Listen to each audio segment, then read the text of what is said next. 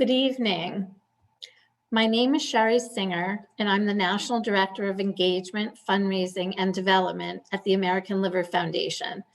We are thrilled to present you the first New England Academic Debate. Tonight, you will experience 3 exciting presentations. A huge thank you to our fellows, mentors, and judges for participating in our first debate. Before I introduce our moderators for the evening, I would like to say a few words about the American Liver Foundation. The ALF's mission is to promote education, advocacy, support services, and research for the prevention, treatment, and cure of liver disease. Across the country, ALF serves patients, caregivers, and healthcare professionals through our 4 pillars of advocacy, research, support, and education. As a result of the ongoing pandemic, ALF has been conducting our important work virtually and will continue to do so until it is safe to bring the liver community together again. Hopefully, that will be sooner than later. Throughout the evening, we will share information about how the ALF is furthering their mission and working towards a world without liver disease and how you can help.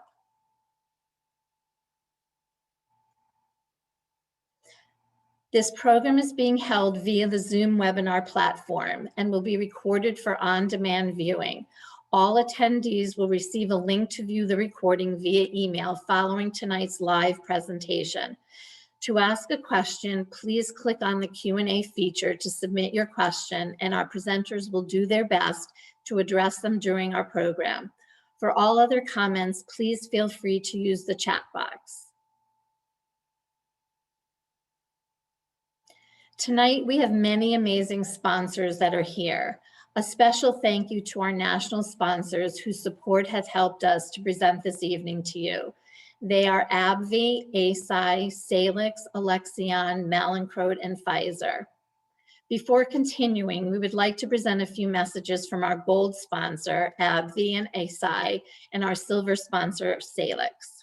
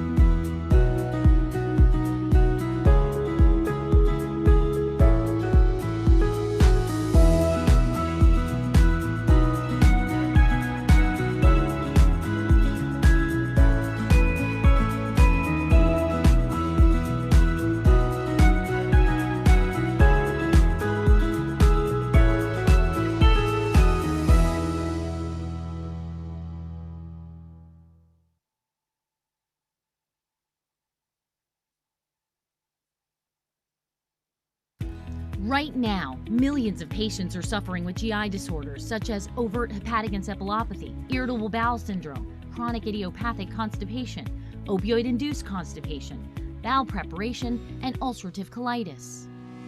At Salix, we have kept up with these unmet needs for more than 30 years by providing an industry-leading portfolio of high-quality products that address these conditions. Through our dedicated and innovative R&D team, we're also exploring potential new scientific breakthroughs. And we remain committed to important healthcare provider investments in education, charitable grants, and sponsorships. We will continue to invest millions of dollars in patient education and do our best to broaden access to Salix medications. Because Our mission to improve the care for GI patients continues today. For us, there is no finish line.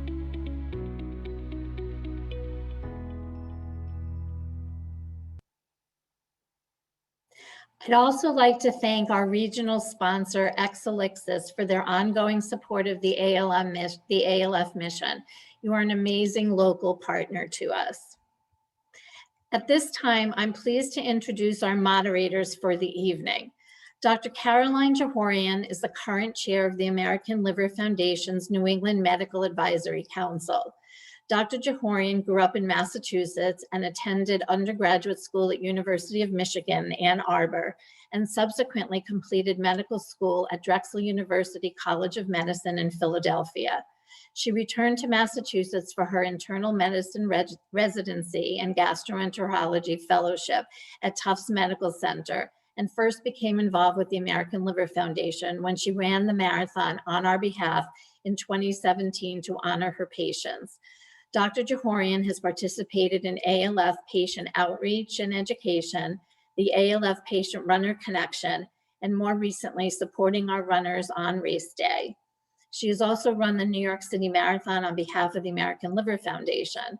She currently works at Integrated GI Consultants of Greater Lowell and North Chelmsford and takes pride in educating and providing care to her liver patients and families. Joining Dr. Jouhourian tonight is Dr. Daniel Pratt, past chair and emeritus of the ALF New England Medical Advisory Council and a current member of the American Liver Foundation's National Medical Advisory Council. Dr. Pratt received his BA from Bowdoin College and his MD from the Johns Hopkins University School of Medicine. He completed a residency in internal medicine and a fellowship in gastroenterology and hepatology at the Tufts New England Medical Center. He served on the faculty of the Tufts University School of Medicine from 1995 until 2004. Dr. Pratt was the medical director of the liver transplant program and clinical chief of the Division of Gastroenterology at the Tufts Medical Center. He joined the faculty of the Harvard Medical School and the MGH Gastrointestinal Unit in 2004.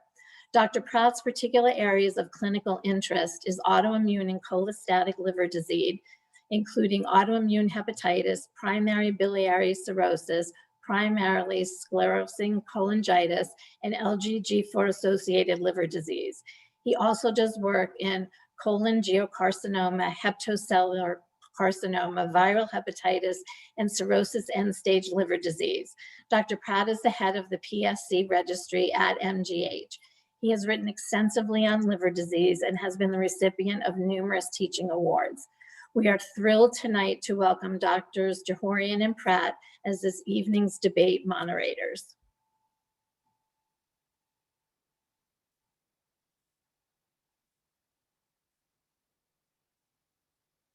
Thank you, Sherry. Good evening, everyone. I'm proud to be part of the American Liver Foundation's first and what we hope will be the annual academic debate in New England. I would like to take a moment to share with you what this evening will look like. As mentioned, we will host 3 debates. The topics have been selected by Dr. Pratt and me, and the 6 debate teams are from institutions associated with the ALF New England Medical Advisory Council. The question posed to the teams are ethical in nature with no right or wrong answer. Through these debates, we seek to stimulate higher thinking about significant issues which impact the liver of people living with liver disease. Debaters will be judged on their presentations, research done to support their arguments, and the ability to respond quickly to the opposing viewpoint. Each presentation is closely timed, and the winners will be announced at the end of the evening. We hope this evening stimulates greater passion and enthusiasm for the field of liver disease, ultimately leading to improved care for liver patients. We would also like to acknowledge the hard work of our teams and express our appreciation to our advocate partners, judges, timekeepers, and all our volunteers. And as importantly, we thank you for joining us this evening.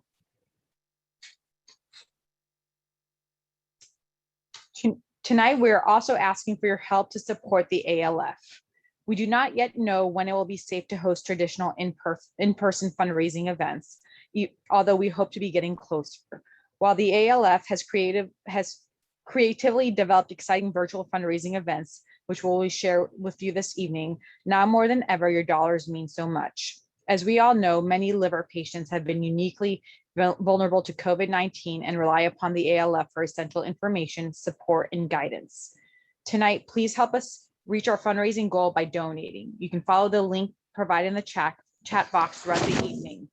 Finally, I wanted to mention that we will conduct audience polling throughout the evening. Questions will be posted in the chat periodically, and we are hoping you will take a moment to respond. The poll results will be shared in a follow-up email with the exception of the last poll. That will be when the audience is requested to select the team they felt did the best tonight. We will share that at the end of the program along with the winners of each debate topic. Dr. Pratt. Thank you, Jouhourian. As many of you may know, the American Liver Foundation is celebrating its 45th year. Despite the pandemic and due to the resilience of ALF staff, our stakeholders, local leadership, and our partners, we stand strong in our commitment to provide resources to the liver community. Those resources far exceed the excellent literature and information on the ALF website. ALF continues to provide virtual opportunities to unite the liver community through events such as the Liver Life Walks, the ALF Boston Marathon Team, and Cuisine for a Cause, as well as patient and healthcare professional educational programs. There has been a significant increase in both callers to the ALF helpline and visits to the website, proving the relevancy of our information and services. As we do every year, we took a leadership role in advocating on behalf of the millions of Americans living with liver disease just last week during Advocacy Week in Washington, D.C.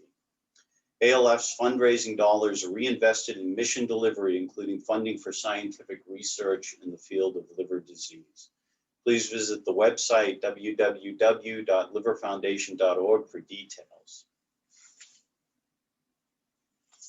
The judging of tonight's debates will be done by a superb panel of physicians from esteemed medical institutions across New England. Before I introduce the judges, I would like to remind everyone that the debaters will be judged on presentation, knowledge, and their ability to think on their feet. There are no right or wrong answers to these ethical debate topics.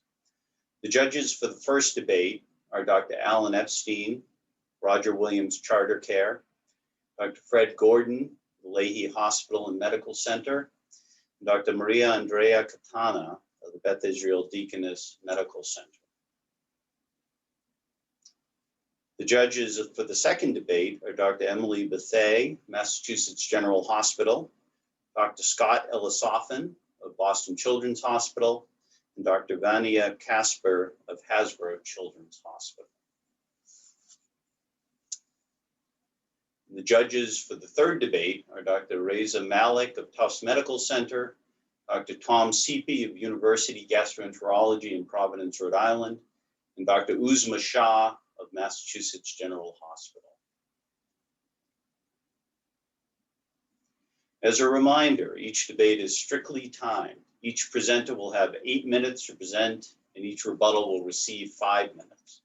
Debaters will receive time notifications from our timekeepers throughout their remarks. If the time limit is exceeded, their mic will be muted and their cameras will be turned off. Question and answers will be conducted by our judging panel, and you are encouraged to include any questions you might have in the question and answer box at the bottom, but please not in the chat.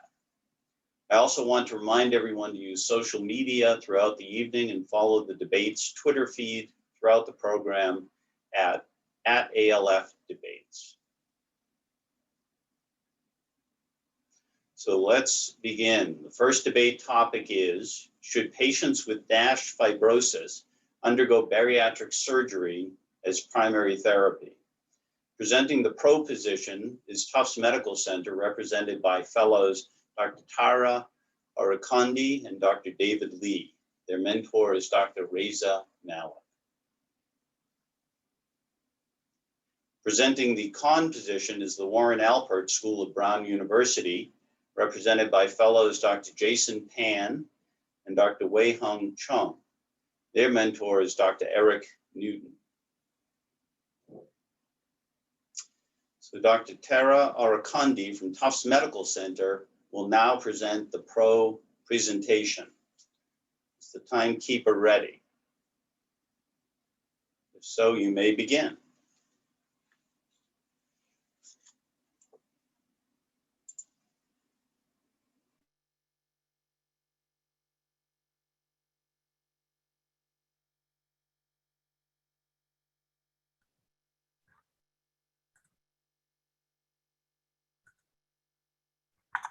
All right, today we are going to defend our position that obese patients with NASH and fibrosis should undergo bariatric surgery as primary treatment.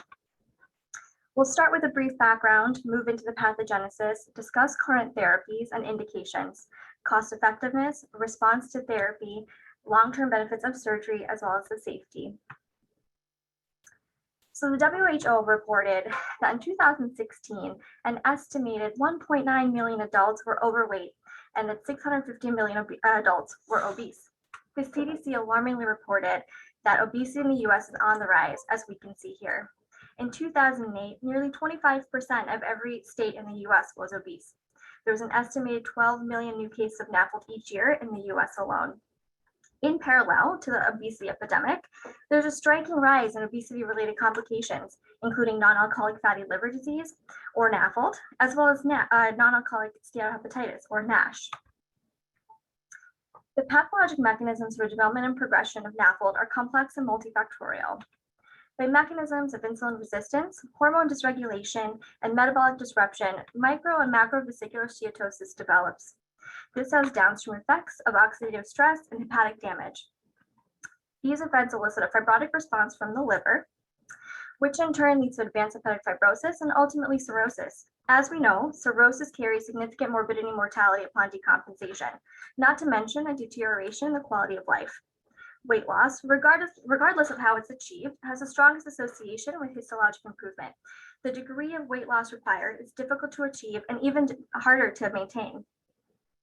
In patients who meet criteria and are otherwise unresponsive to lifestyle changes and medications, as we will soon discuss, bariatric surgery is an option.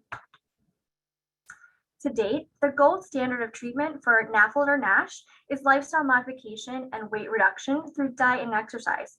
We recognize that in certain populations, structured multidisciplinary weight loss programs have been successful in improving NASH fibrosis as compared to general medical advice. However, despite the success rates, structured weight loss programs are often not available in the community setting. They require expansive resources and are often not covered by insurance. Additionally, they carry inherent risk of patient nutrition. As we can see here on the meta-analysis on the left, the adherence rate to structured weight loss programs will often only reach around 60%, and those that are adherent will lose only about 3% of their total body weight. As we know, this is insufficient as we aim for goals of 5 to 10% total body weight reduction and reversing the effects of NASH or NAFLD. As an alternative, patients and clinicians may turn to prescription anti-obesity medications. However, as we can see on the panel on the right, the majority of medications offered have prohibitive side effects and are in fact not FDA approved for long-term use for treatment of obesity or the use in NASH. Of current patients undergoing bariatric surgery, roughly 90% have NAFLD, 25% have NASH, 10% have fibrosis, and up to 5% may have cirrhosis. The above criteria on the left, set forth by the European Association for the Study of Obesity, specifically highlight NAFLD as an indication for surgery in those who have a BMI greater than or equal to 35. Relevant to our position, we want to make clear that we support the use of bariatric surgery for the treatment of NASH and fibrosis only in those patients who already meet criteria otherwise. On the right, the AASLD holds this position in their 2018 guidelines. However, they only note that it may be considered. The AASLD also reports that safety and efficacy of bariatric surgery is not established in those with cirrhosis with NAFLD. We hope to provide evidence to show that bariatric surgery is in fact safe and is efficacious, not only in NASH, but also in cirrhosis. The direct medical cost on the healthcare system of untreated NASH is approximately $103 billion per year. We wanted to highlight that bariatric surgery is a cost-effective option in preventing complications of untreated NASH, specifically in obese population.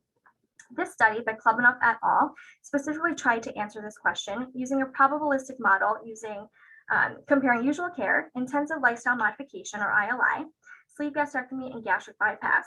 Both types of surgery added greater quality or quality adjusted life year as compared to ILI, highlighted in this column in the middle.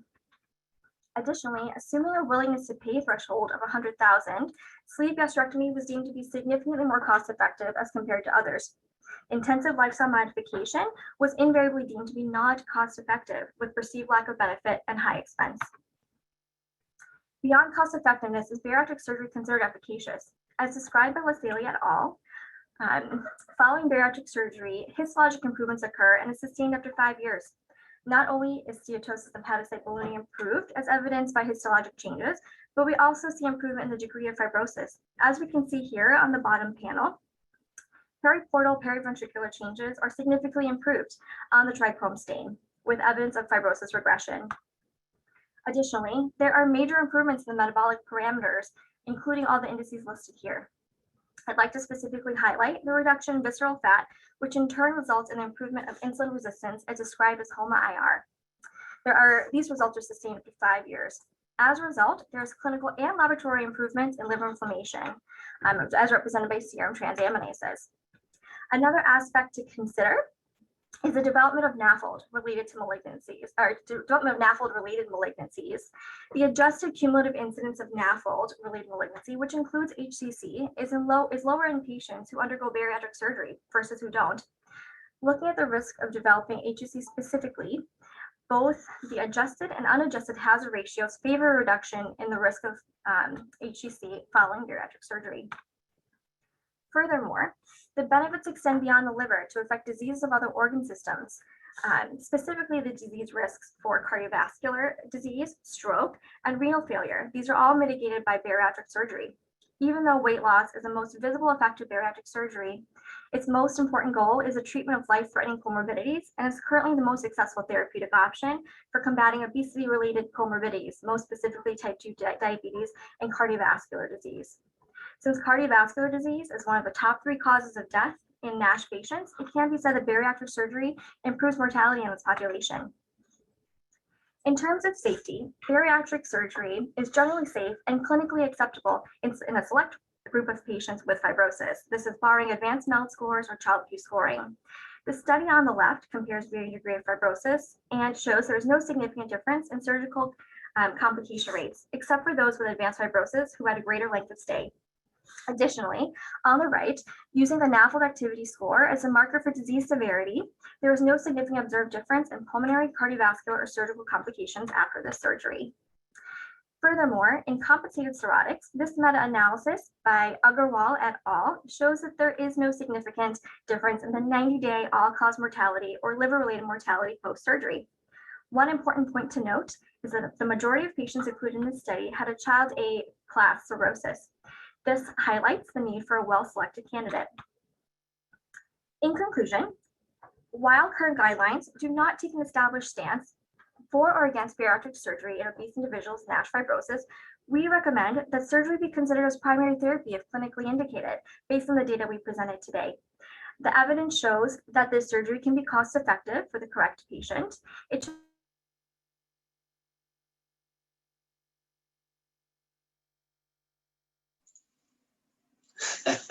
Well, thank you, Dr. Orekondy. Almost got it in. So next up, we have Dr. Waihung Chung from the Warren Alpert School of Brown University will now provide the con presentation. Dr. Chung.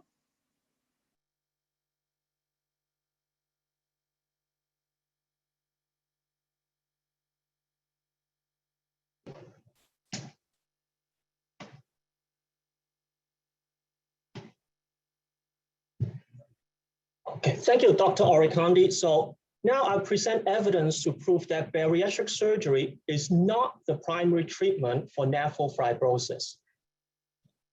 And we base our argument on the fact that for any treatment options to be considered a primary treatment of the disease, it should exhibit at least one of these 3 properties. The treatment should be the least invasive based on the principle of do no harm.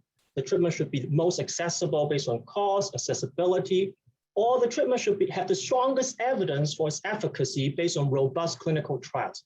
And we'll prove that bariatric surgery is not the least invasive, not the most accessible, and does not have the strongest evidence for its efficacy. Now, first, let's talk about invasiveness.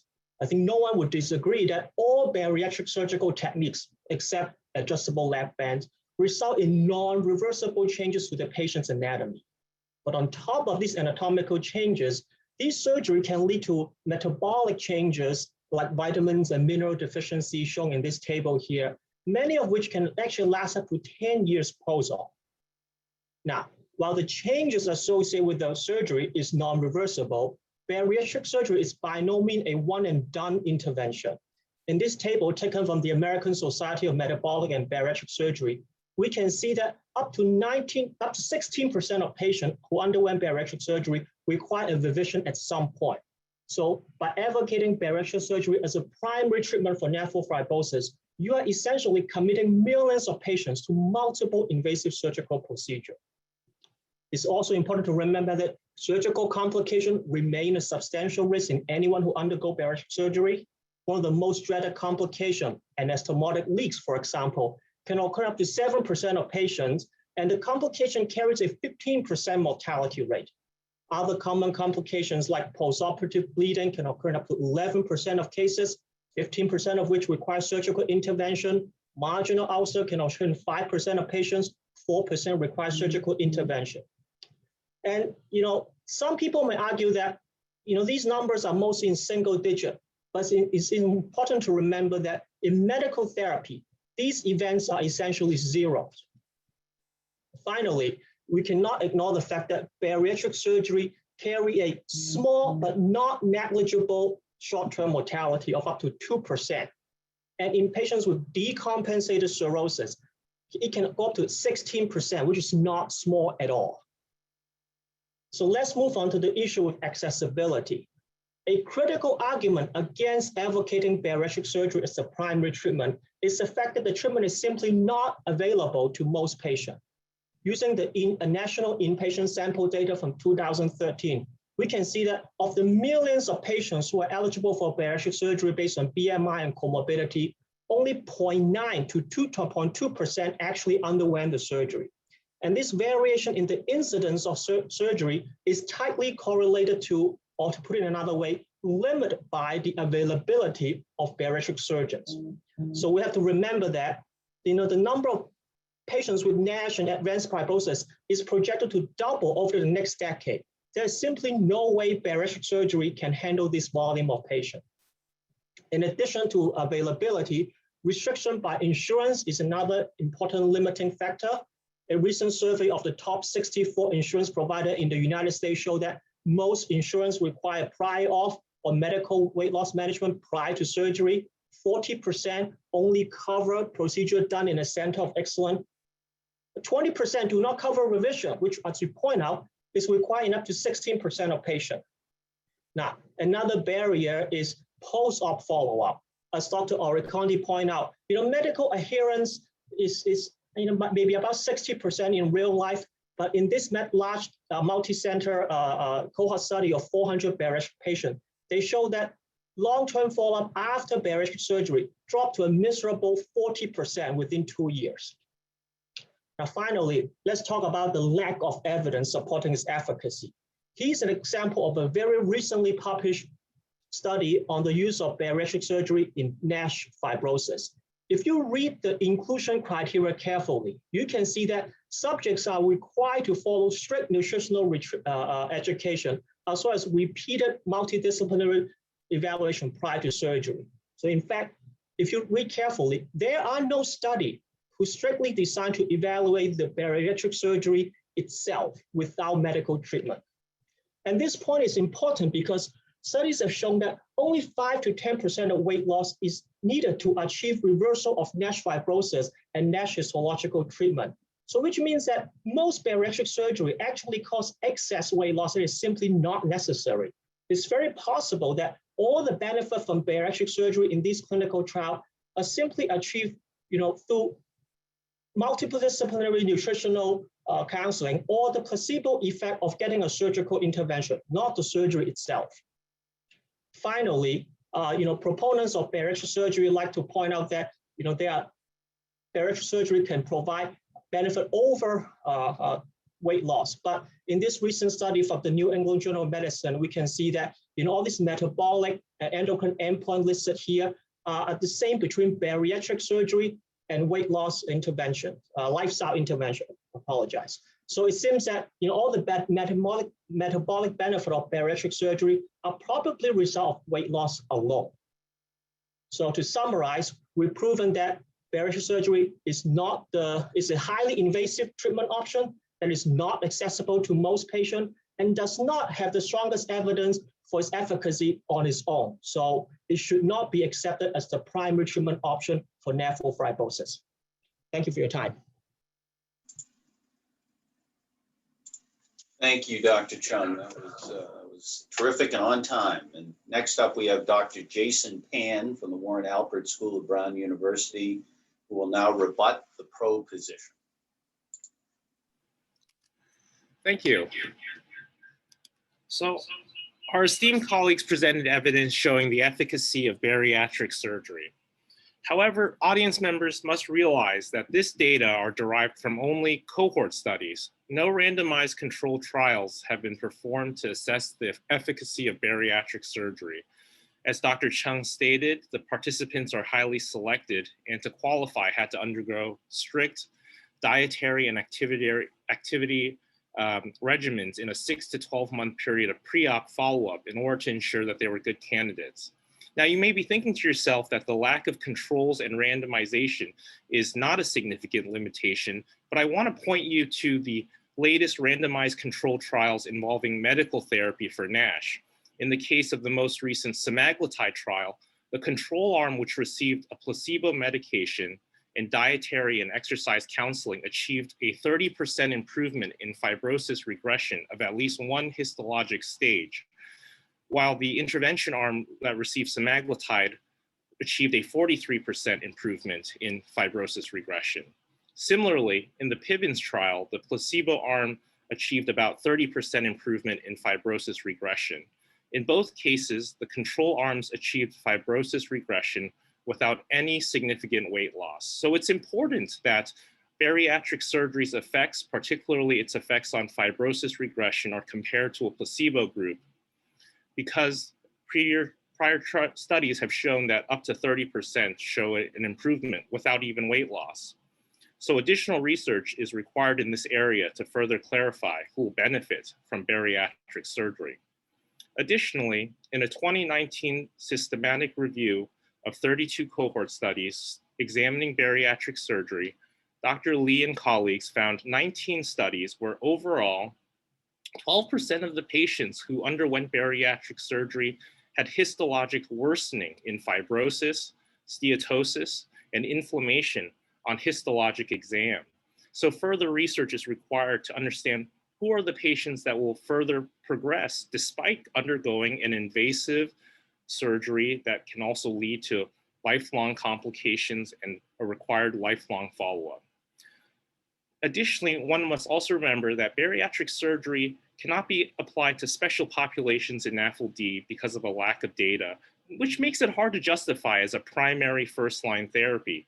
This includes people who have lean mass NAFLD with normal to low BMI, NAFLD patients who are at the extremes of age, and also as we change and shift our definition of NAFLD to metabolic associated fatty liver disease, MAFLD, which will include patients who have viral hepatitis and alcohol use disorder, bariatric surgery alone may not be a one-stop shop.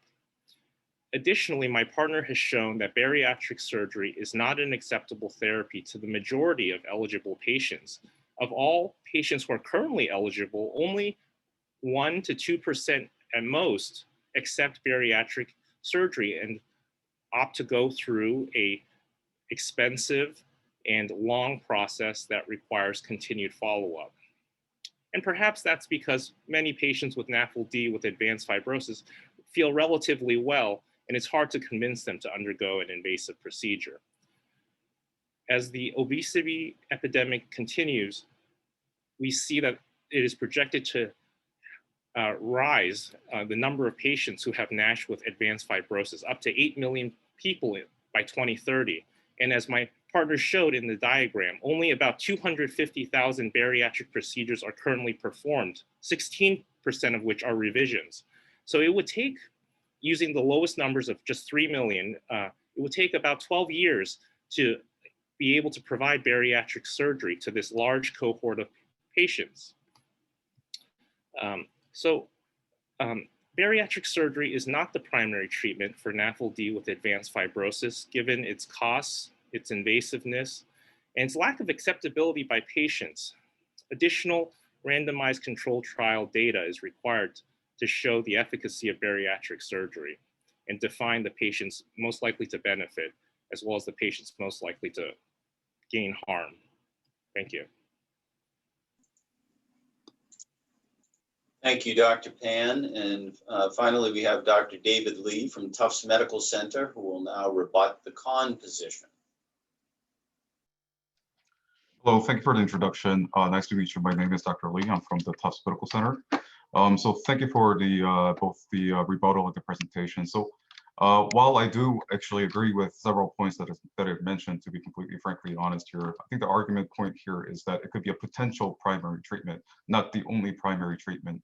And therefore, in view of that, what I argue is that yes, it can be a potential primary treatment because of the multifocal improvements in multiple parameters that affects the liver fibrosis. Ultimately, the question here is how can we prevent the prevention of cirrhosis? And the fact of the matter is that the cirrhosis prevention is extremely difficult with only structured to weight loss therapy. And that's because of the poor clinical retention rates with up to 60% loss of clinic retention, as well as significant non-adherence, multiple resource needs that is required to basically treat these patients. So given all these limitations, it is significantly difficult to continue maintained structured weight loss programs to induce significant weight loss to prevent those with advanced fibrosis developing cirrhosis.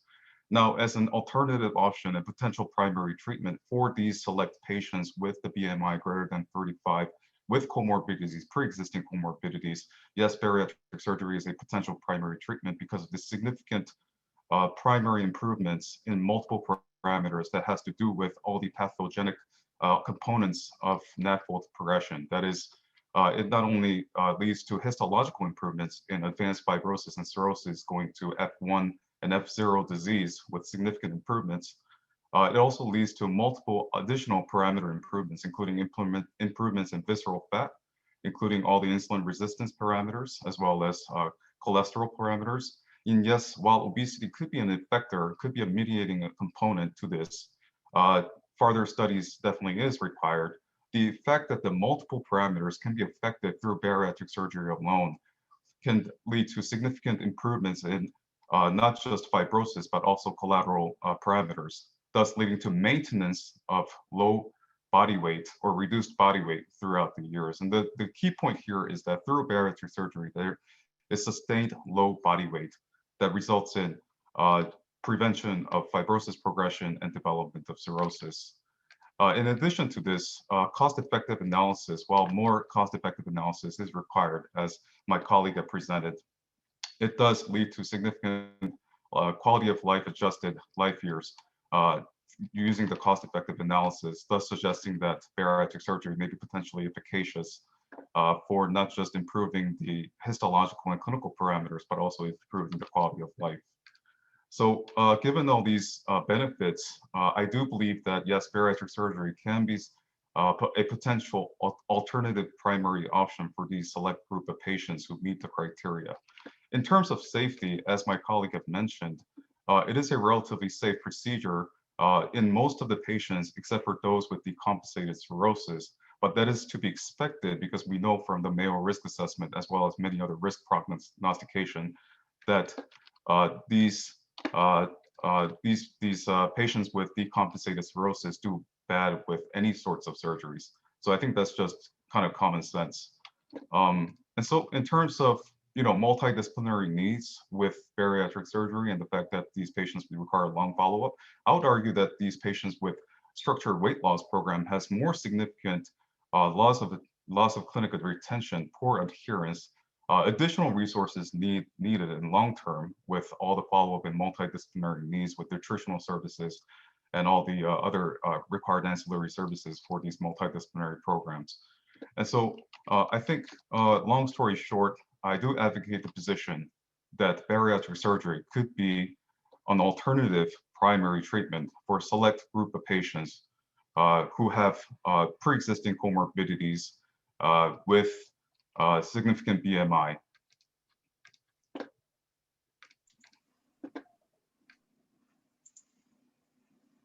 Thank you, Dr. Lee. And now we will have the opportunity for the judge panelists to question the presenters.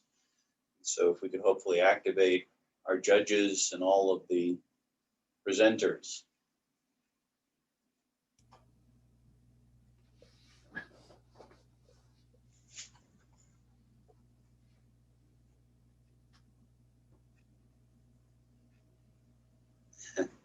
Coming on slowly. All right, I see Dr. Epstein is there. And I'm going to start with you, Ellen. Do you have a question for either of our teams? Yeah, I would ask the pro team from Tufts, how many of their patients have they suggested get this surgery, and are they following any of these people over at New England Medical Center? I'd like to answer that question. Tufts Medical Center, I should say. Sorry, mold. Yes, I would like to answer that question. We have a very, well-developed multidisciplinary liver center here at Tufts Medical Center. And we do recommend that they work with their general medical providers to lose weight, to seek nutritional services, but oftentimes we'll follow them and notice they aren't making the required progression over the course of the year. So at this point, and even earlier on in their clinic visits, we discuss referral to the weight and wellness program, where oftentimes we send them there to talk with their surgeons, talk with nutritionists as well. Many times we have sent them there, have received surgery and successfully reduced their weight and have regression in fibrosis. So firsthand, we have seen success with this method. Okay, thank you. And I'll go on to Dr. Gordon next. Fred, do you have a question for either team? I do. Great presentation, everyone, and thank you for educating us. Question for the Brown team. You pointed out both that poor long-term compliance in the bariatric group in their follow-up of about 60% or 40%. Can you give me any comparative data for the patients that aren't treated with bariatric surgery? How do they do long-term?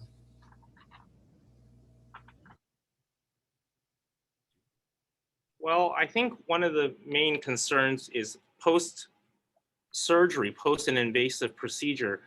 That's a very important figure that needs to be followed because of the risks of vitamin deficiencies, because of the risks of post-operative issues. But when we're advising patients to undergo lifestyle interventions as our primary therapy, it doesn't really matter how often or how soon or whether they're lost to follow-up, because as long as they seek medical care, they're going to always receive advice regarding their compliance to maintaining healthy eating and exercise.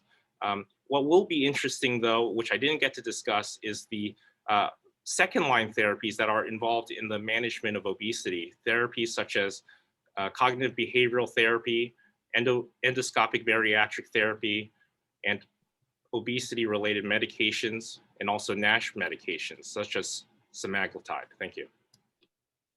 Perfect. And finally, I'll move on to Dr. Katana. And Maria, do you have a question for either team? Yes, I think they are excellent presentation. Both teams, you did an excellent job. I will address the first question to Brown team. Since we know that bariatric surgery can reverse the risk of metabolic abnormalities and cardiovascular complications, and cardiovascular disease being the main cause of mortality in patients with NASH, when in the natural history will you consider bariatric surgery for your patients? Well, I think an important distinction that has to be made is not necessarily that bariatric surgery itself is the cause of these benefits, but rather it is the weight loss that it induces. As that New England Journal paper in 2020 showed that bariatric surgery versus similarly gained weight loss through diet and exercise achieves very similar outcomes. So bariatric surgery certainly is a second-line option for patients who are not able to achieve that 10% weight loss, but it's not the only option. There are now medications that can also achieve significant weight loss and improvement of NASH, and there are also endoscopic bariatric procedures.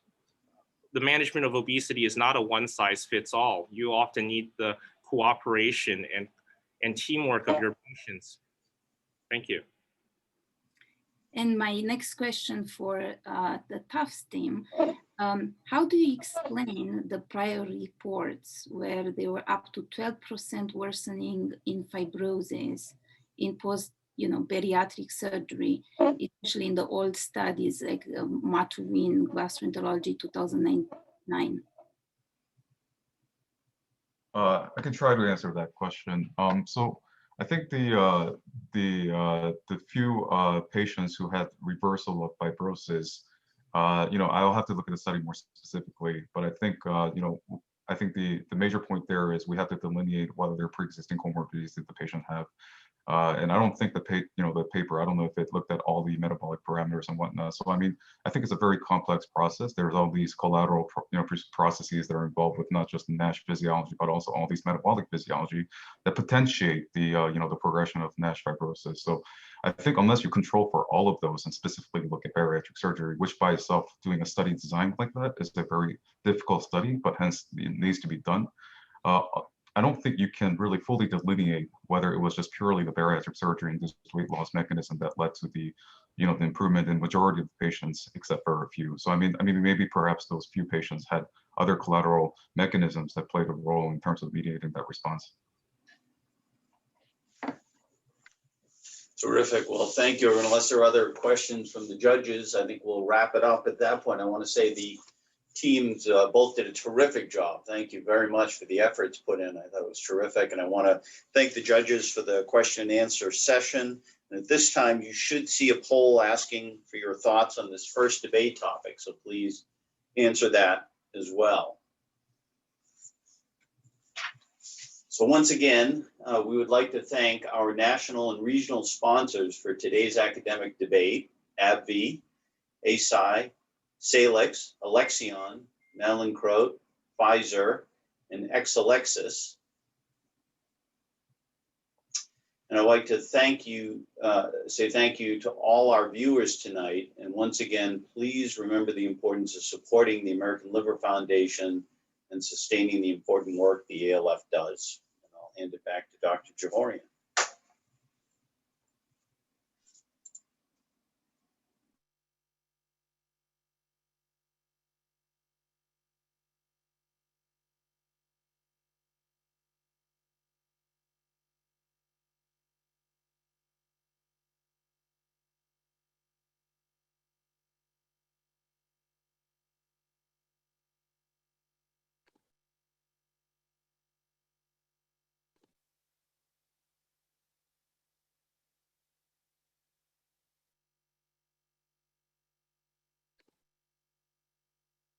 Sorry about that, guys.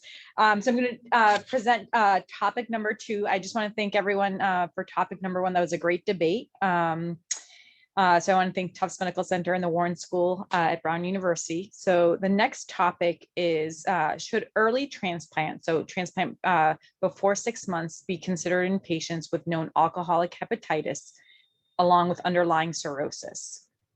Presenting the proposition is Beth Israel Deaconess Medical Center, represented by fellows Dr. Lauren Yang and Dr. Hirsh Trivedi. Their mentor is Dr. Maria Andrea Katana. Presenting the con position is Leahy Hospital Medical Center, represented by fellows Jennifer Coukos and Dr. Ahmed Abdelfattah. Their mentor is Dr. Frederick Gordon. Dr. Hirsh Trivedi from Beth Israel Deaconess Medical Center will now present the proposition. Timekeeper, are you ready?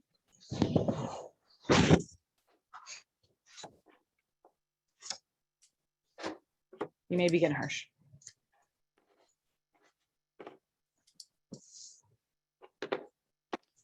Good evening, and thank you everyone for joining us here today. My colleague, Dr. Yang and I have been tasked to inform you of why patients with known alcohol-related hepatitis and cirrhosis should in fact undergo early transplant consideration before a 6-month period of abstinence. In the next 8 minutes, I will tell you why withholding such a consideration could be potentially futile. First and foremost, alcohol-associated liver disease burden is rising, and therapies are already limited posing a significant threat to our patients. A recent modeling study predicts that 1 million people are projected to die from alcohol-related liver disease by the year 2040. However, this modeling study suggests that if a strong intervention is applied, it could potentially reduce the number of deaths by nearly 300,000 individuals. As such, identifying and applying a strong intervention to our patients is urgently needed to circumvent this horrible death rate. Alcohol-associated liver disease is a spectrum of disease, whereas alcohol-related hepatitis ranges in severity from mild to severe, defined by the Maddrey discriminant function or the MELD score. Furthermore, severe alcohol-related hepatitis is subdivided into medically responsive or non-responsive. Even if it is medically responsive to prednisolone therapy, there has been limited long-term proven benefit with this therapy. However, non-responsive severe alcohol-related hepatitis carries a high 6-month mortality, the highest of mortalities among any other liver disease etiology. As such, these patients should be considered for early transplantation.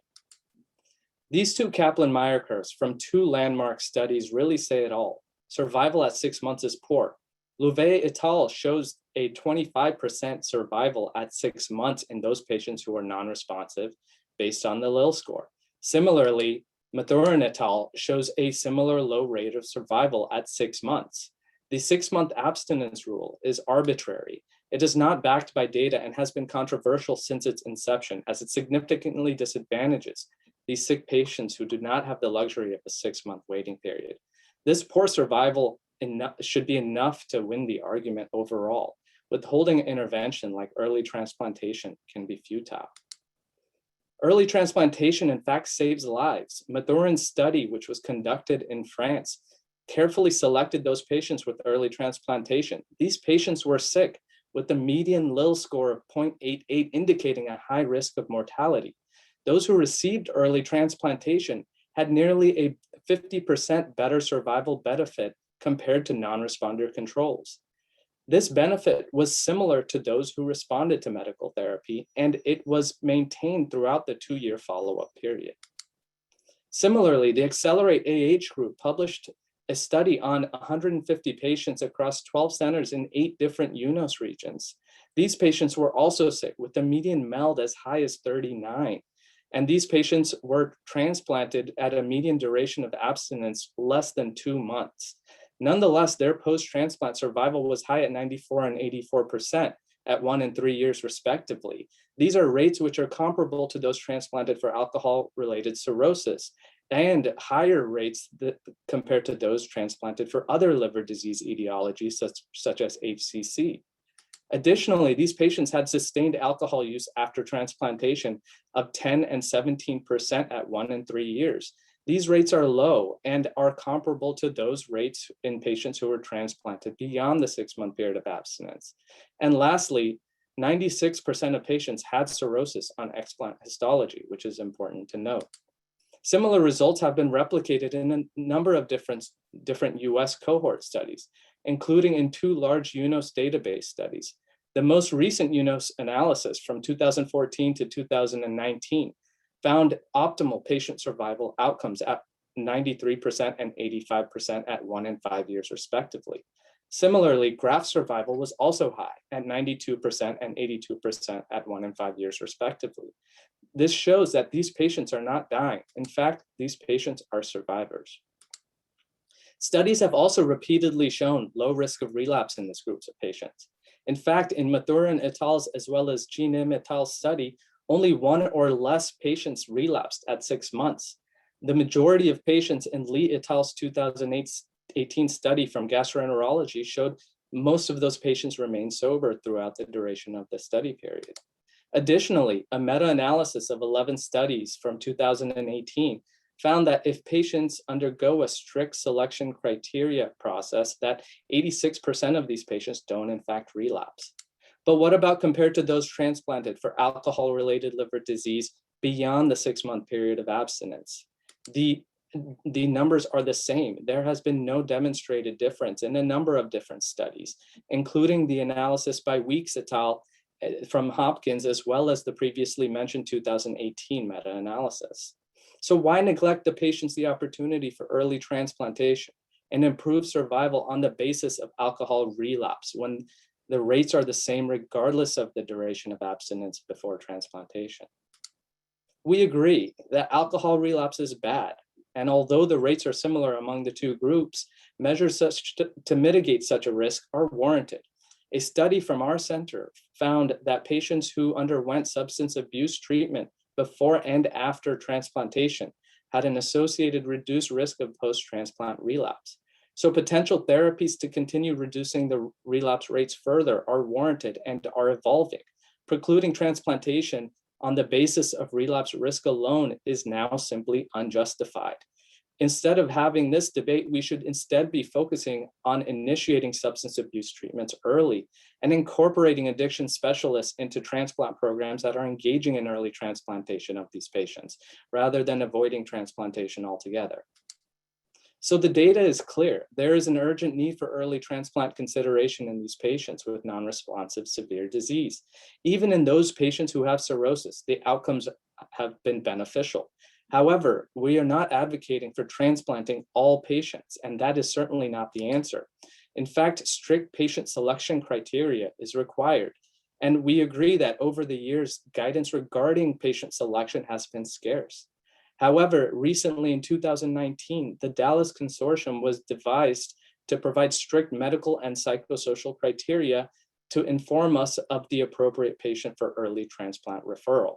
And this selection was grounded on urgency, utility, and equity. As such, this allows us to safely transplant these patients at an increasing number of transplant centers across the country.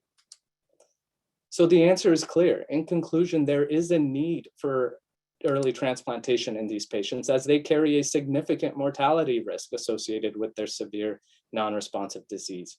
There's already a limited number of therapies, so why take early transplantation off of the table when there's a clear benefit and no difference in relapse rates? The answer is clear. Early transplantation before a 6-month period of abstinence in carefully selected patients with severe non-responsive disease, in fact, saves lives, regardless of the presence of cirrhosis. Thank you.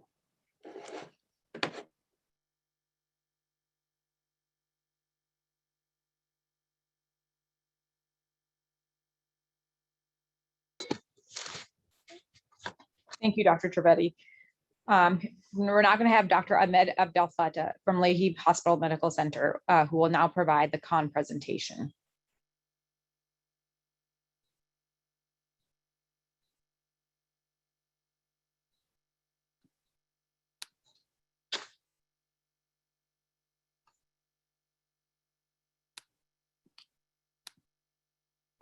All right, thank you all. I'd like to start my presentation with a disclaimer.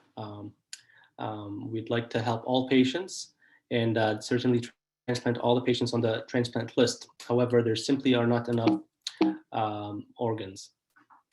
So based on UNOS data in 2019, almost 9,000 liver transplants were performed in the United States.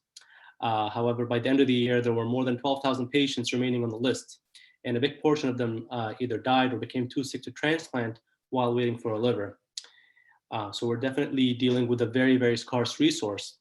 And when we're trying to treat an entire population as opposed to an individual patient, and we have very limited resources, we have to maximize the benefits of every single resource that we have.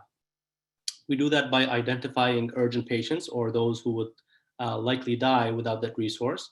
And those patients who would utilize it and thrive and survive with it if they were given it.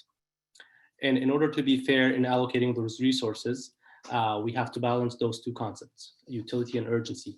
We also have to be inclusive and consistent in how we apply the strategies and policies that are set in place. We have a good system in cirrhosis.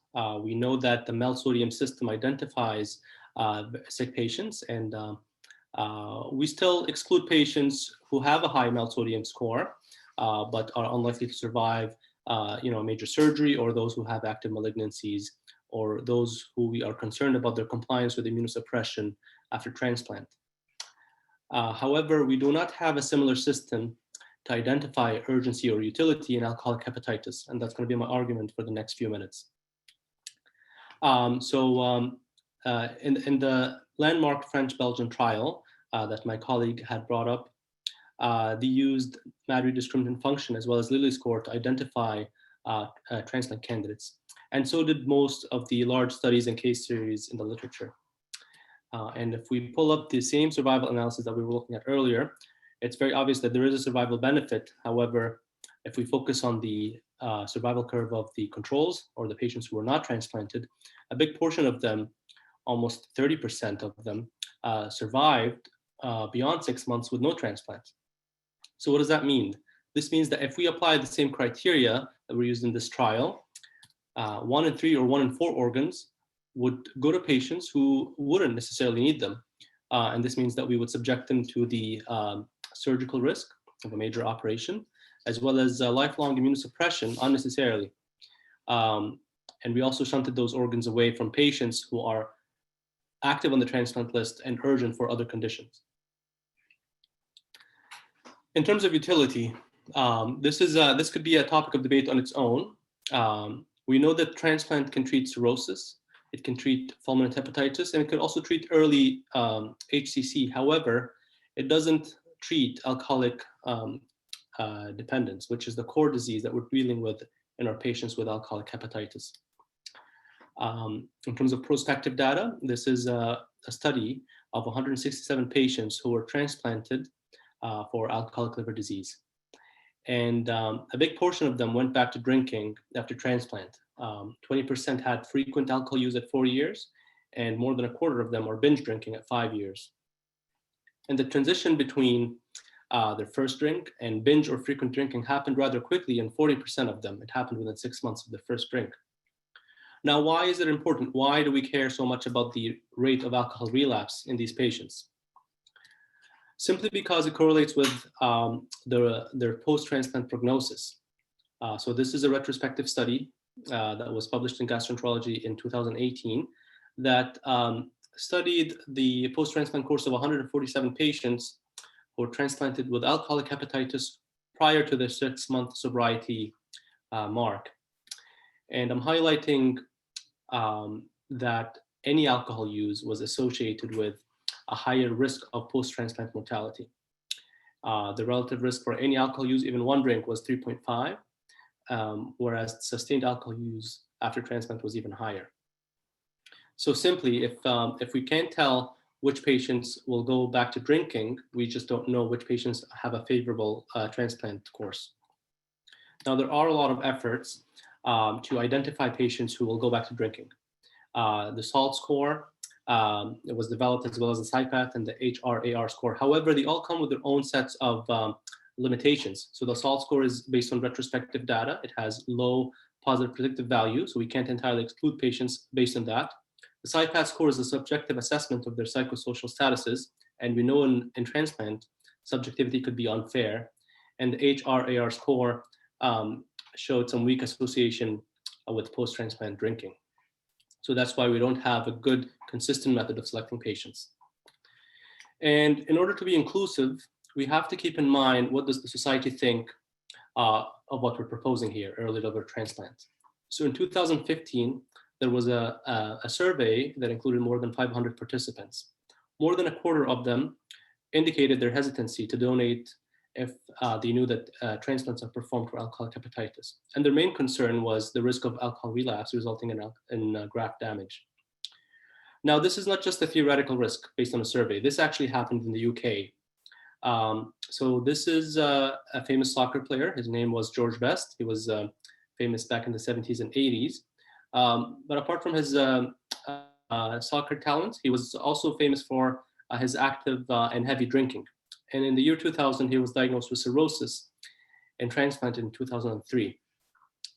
And because he's a public figure, his post-transplant course was displayed on the front pages of magazines and newspapers. And the UK saw, shortly after his transplant, a drop in organ donation refusal rates. It rose from 30% to 49%. And the following year, they had 25% less organs. And then now when we're trying to help an entire population and thousands of patients on the wait list, we have to remember that, that we can't afford to have less organs. And this is a quote from one of the donor's sons. I'm going to leave here I'm going to leave this displayed here for a moment. And then we have to remember that alcoholic liver disease is only a subset of all the patients suffering from liver failure waiting for a transplant. So to summarize my points for my argument, we cannot identify patients with alcoholic hepatitis who urgently need a transplant, or those who will not go back to alcohol. We don't have consistent preset criteria to select our patients. And I'm also very worried about how the public perceives performing this, and it could lead to less organs available for all our patients. Thank you.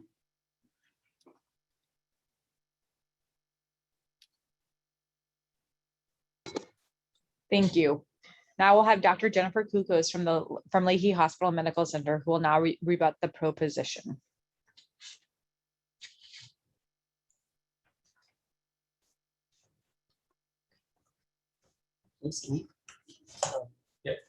Okay, so a lot of attention is paid to the fact that there are similar rates of alcohol relapse in patients who are transplanted early versus those that are forced to wait 6 months prior to receiving their transplant.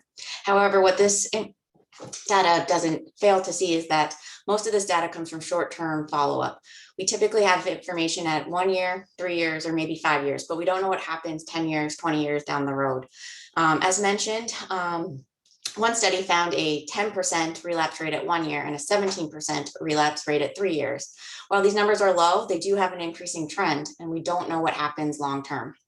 Additionally, that same study again shows that any alcohol use increases the rate of death by 3.5 times. And this is just not an acceptable number with such a scarce thing such as liver organ donation. Additionally, another study by Lee and his colleagues, which directly compared patients receiving liver transplants for alcoholic hepatitis urgently versus those who were forced to wait 6 months, found that the only 2 deaths in group 1 were directly related to their alcohol use, which was not the case in group 2, which were forced to wait 6 months, which raises interesting questions. The fact of the matter is we are not at a point where we're able to appropriately identify which patients will make the most use of their liver in terms of trying to adhere to the UNOS principles of utility and justice. Utility requires maximizing the net amount of overall good. It does seem that early transplant does help short-term provide good for most people. However, this data again is very limited and typically only goes out to 1 or 3 years. We don't have a way yet to identify those at risk for recurrence. For example, we have the Lyon criteria, which helps us predict which patients with HCC are at increased risk of recurrence of their disease. We do not yet have something that helps us predict the recurrence of disease in those with alcoholic hepatitis.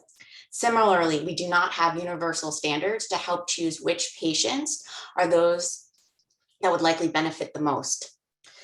A study recently last year by Cotter and al. Found that over all UNOS districts, there was an 8-fold difference in the percentage of patients receiving transplant for alcoholic hepatitis. And he also notes that what he calls the domino effect, in that areas with more than one transplant center, once one transplant center begins transplanting patients with alcoholic hepatitis, more centers are more likely to jump on board, which can lead to an effect of, quote, lowering the bar, essentially with each center competing with one another without national standardization for which patients should receive liver transplant early. So in summary, I think we can all agree that alcoholic hepatitis is a severe disease with a very high mortality and data suggesting benefit from early liver transplant. Even the ASLD themselves say that we should consider early liver transplantation in a select few patients, but they do not specify how we should select these patients. Data is sparse, and as I mentioned, there's no tool to predict relapse adequately, and there's no tool to kind of predict which patients will ultimately recover and not require a liver transplant. Furthermore, a lot of the studies have been short-term with a small number of patients included. Until we have more long-term data and more standardization in patient selection, we cannot support the use of early liver transplant in patients with alcoholic hepatitis. Thanks.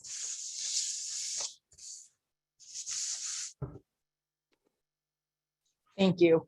We'll now have Dr. Lauren Yang from Beth Israel Deaconess Medical Center, who will now review the composition.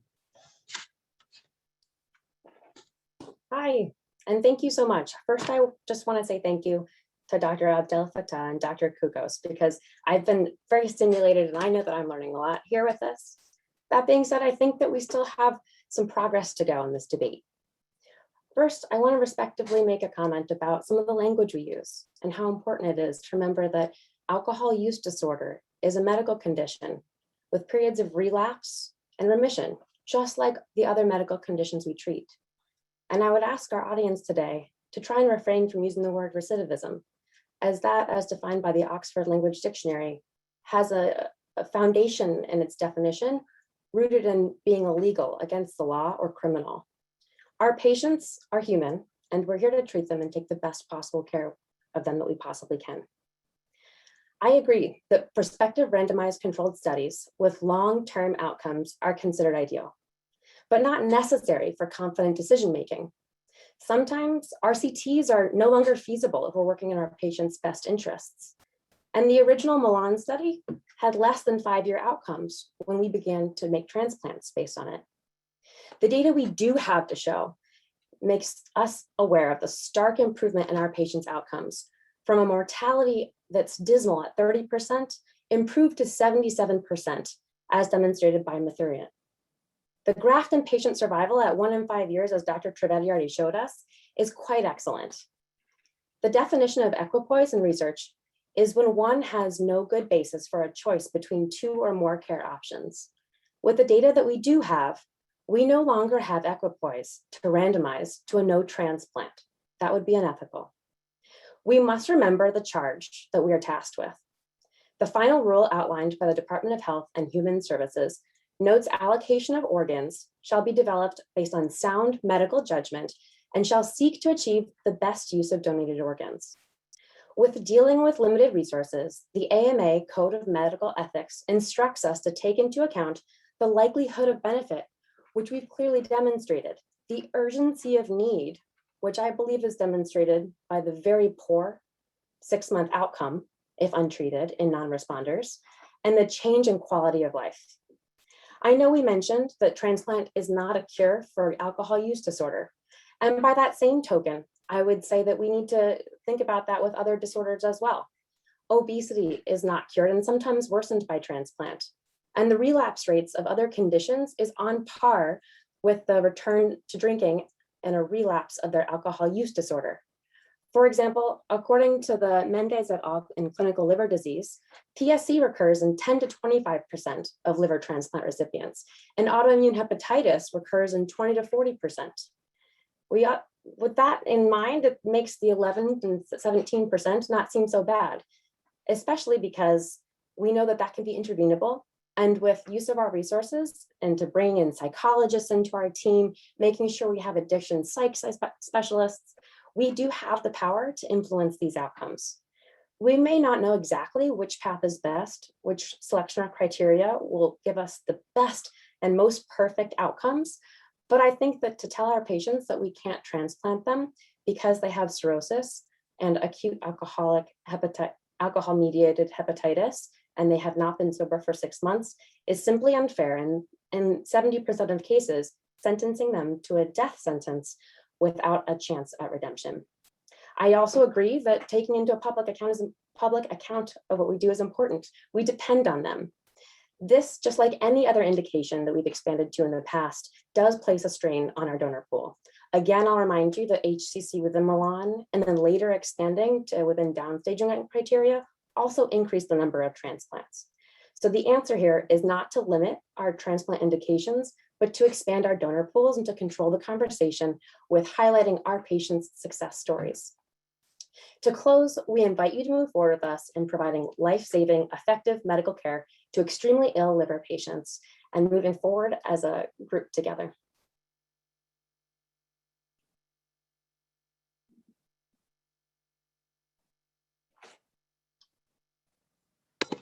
Thank you.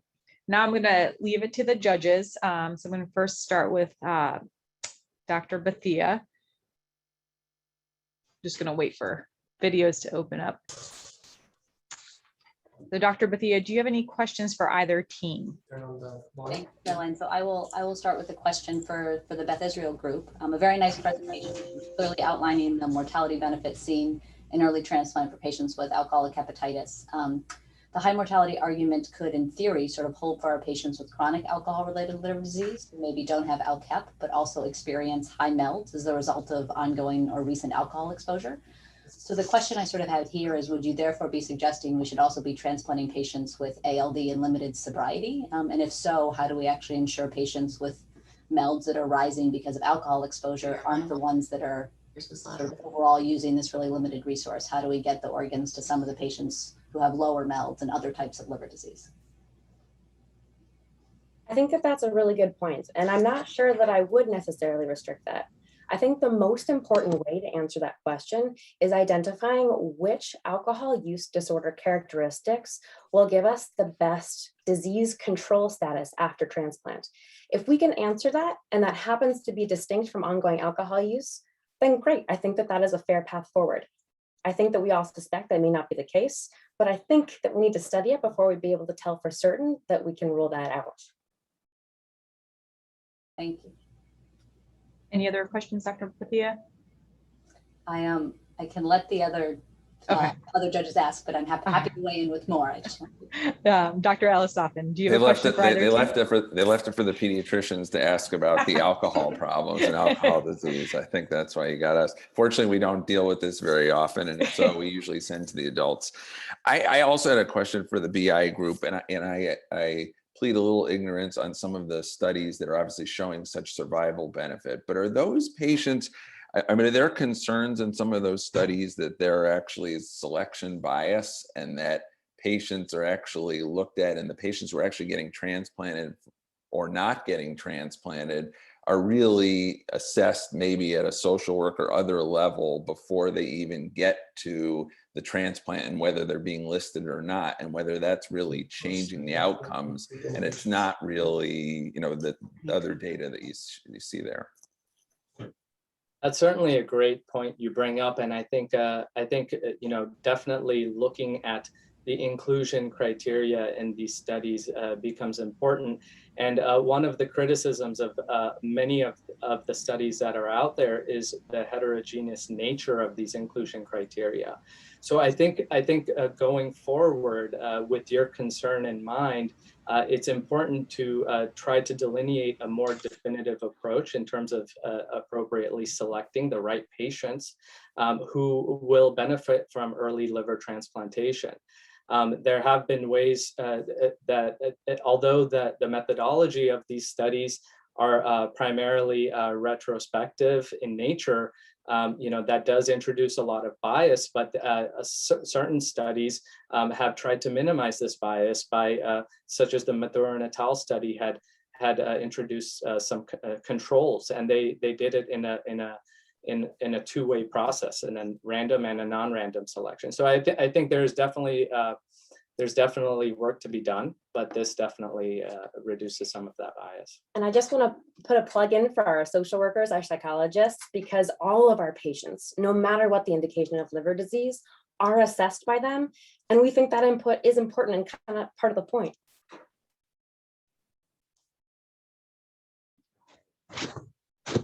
So lastly, Dr. Casper, do you have a question for either team?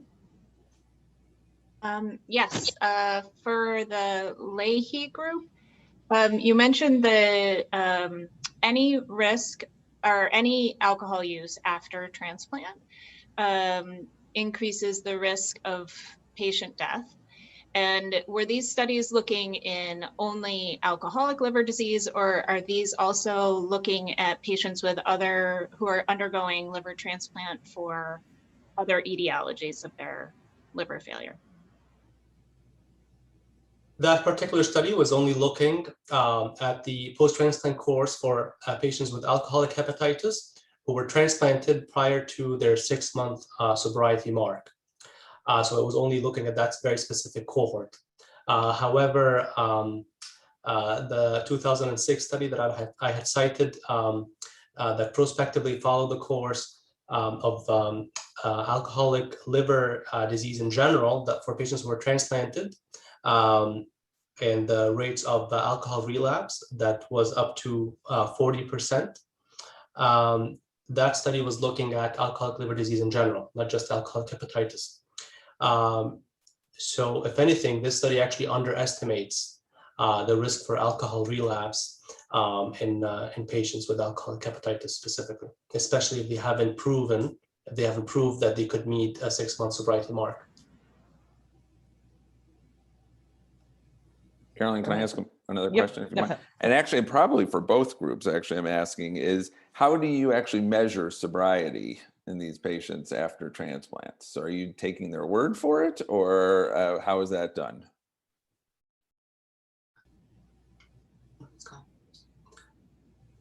Happy to answer that. So a lot of the studies use non-standardized ways to measure sobriety. Some studies just do a simple history taking at follow-up visits.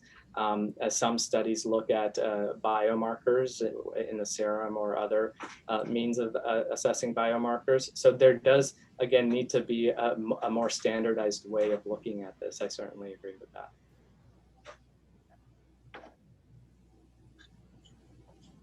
Great talks by both. Great. Yes, I agree.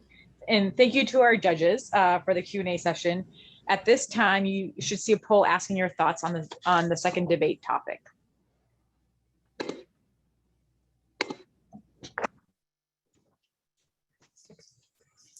right. Once again, we would like to remind our viewers of the importance of supporting the ALF and sustaining the vital work that we do both not only across the United States, but throughout the world. All right, so now it's time to introduce our third and final debate. The topic being, is liver biopsy essential in the diagnostic algorithm of biliary atresia? Presenting the proposition is Boston Children's Hospital, represented by fellows Dr. Ann Lyon and Dr. Katherine Sweeny. Their mentor is Dr. Scott Ellisoffen. Presenting the con position is Hasbro Children's Hospital, represented by fellows Dr. Aldo Recinos-Soto and Dr. Meghan Gibson. Their mentor is Dr. Vanya Kasper. Dr. Ann Lyon from Boston Children's Hospital will now present the pro presentation. Timekeeper, are you ready? Begin.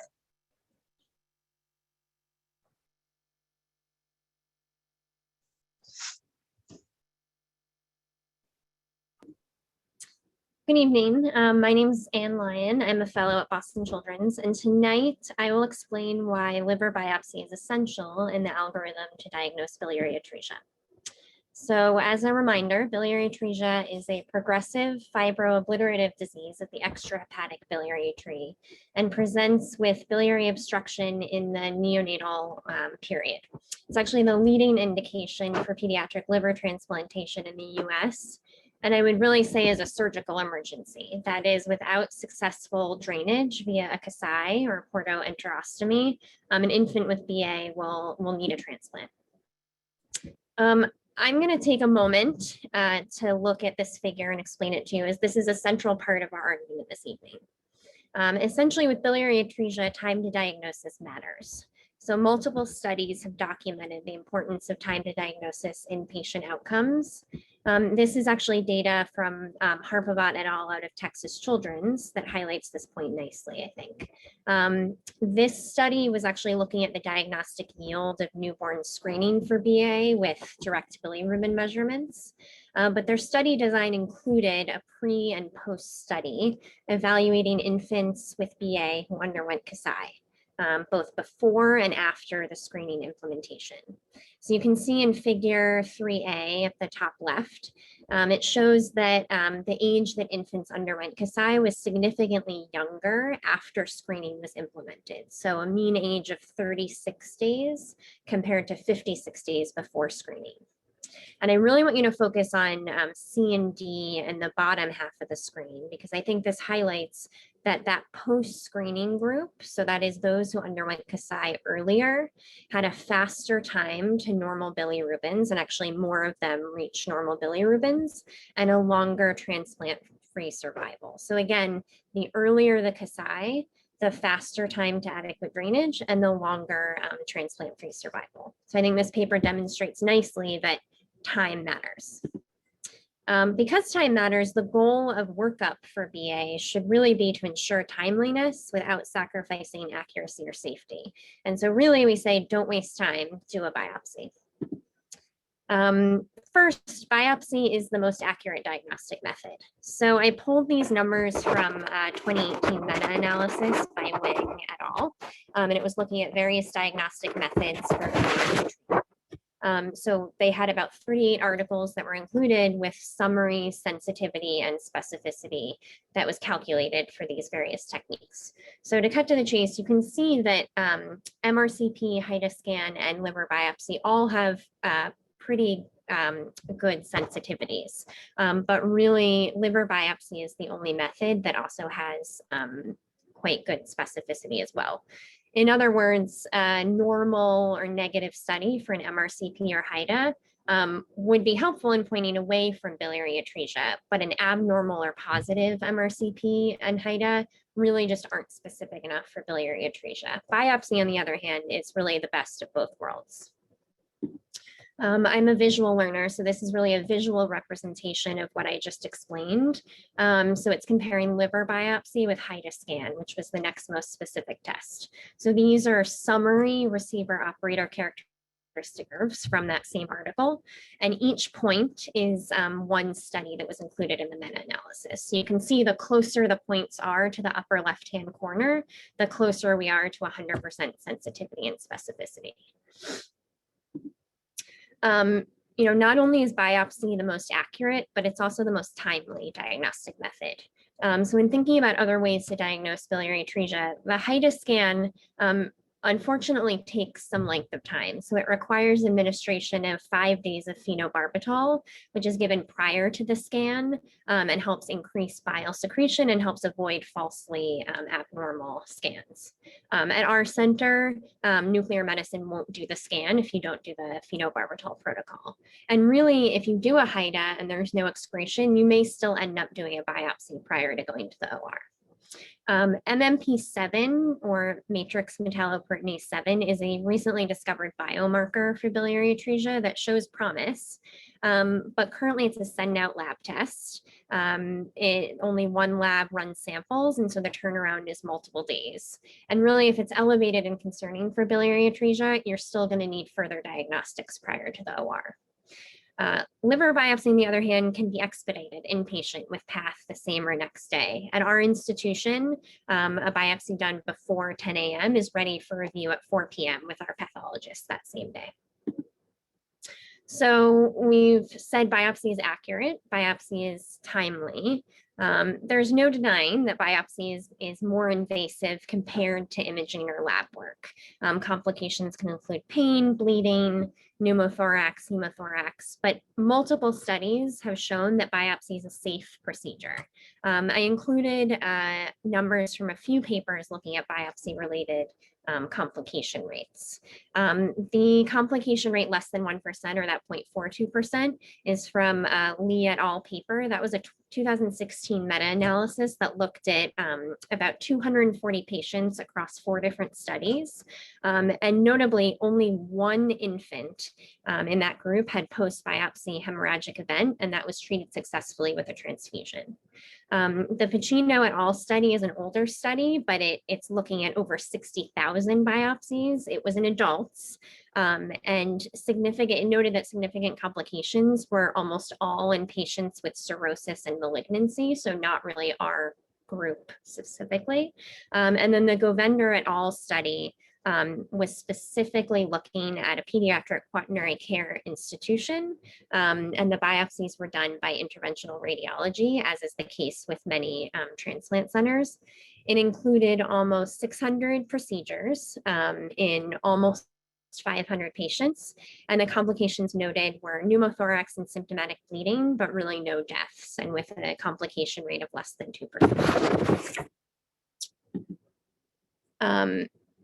So in summary, I want to remind you the slide that we took a little bit of time on at the beginning, that time really matters. So earlier diagnosis of biliary atresia leads to earlier Kasai, which leads to improved biliary drainage and longer transplant-free survival. We feel that liver biopsy will get you the diagnosis. It has good sensitivity and specificity, and I think that's really important because that's the only diagnostic method that has both. Quick results, really you can expedite an inpatient biopsy and have same-day results. And I think although more invasive, it has a really good safety profile. And I would say that some of the other methods, including HIDA-scan, also have issues with radiation. So I think overall a good safety profile. Therefore, I think a liver biopsy is essential in the algorithm for diagnosing biliary atresia. Thank you.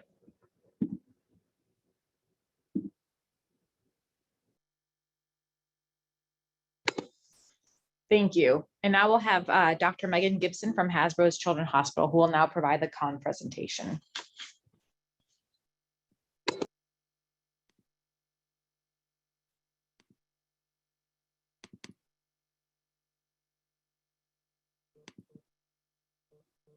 Good evening. Liver biopsy is not essential in the diagnostic algorithm for biliary atresia. As an overview, time to Kasai is critical. Biopsy cannot definitively differentiate from other causes of cholestasis. There's conflicting data on its prognostic value. It has complications and may delay time to diagnosis. Some centers are not routinely performing prior to Kasai, and new innovations may eventually render it obsolete with time. This was a hallmark study done by Serenit and colleagues, which analyzed data from around 700 infants with biliary atresia who underwent Kasai. They found that survival with native liver decreased when age at Kasai increased, and best outcomes were observed for those in which Kasai was performed by 30 days of life. They found that this effect of age at operation lasted into late childhood and adolescence. This study underscores that time to Kasai is critical to long-term outcomes in children with BA. Knowing this, we will highlight the numerous downsides of biopsy in this algorithm. First, biliary atresia may be impossible to histologically differentiate from other causes of cholestasis.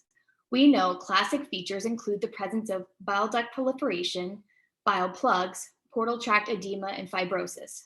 However, a study by Russo and colleagues emphasized this point, that it cannot be definitively differentiated. They analyzed 227 needle biopsies from the Children Network, a prospective longitudinal database to correlate histologic findings for infants with and without BA. Biopsies were reviewed by an experienced panel of pediatric pathologists using consensus evaluation of 26 well-defined histologic features. They found extensive variability in the severity of histologic changes in clinically well-characterized cases of BA. Bile duct proliferation was absent in as many as 23% of cases. Bile duct plugs were absent in about a quarter of cases, and they found overlapping features seen in non-BA cases, with greater than 40% having bile ductular reaction and 15% with bile plugs.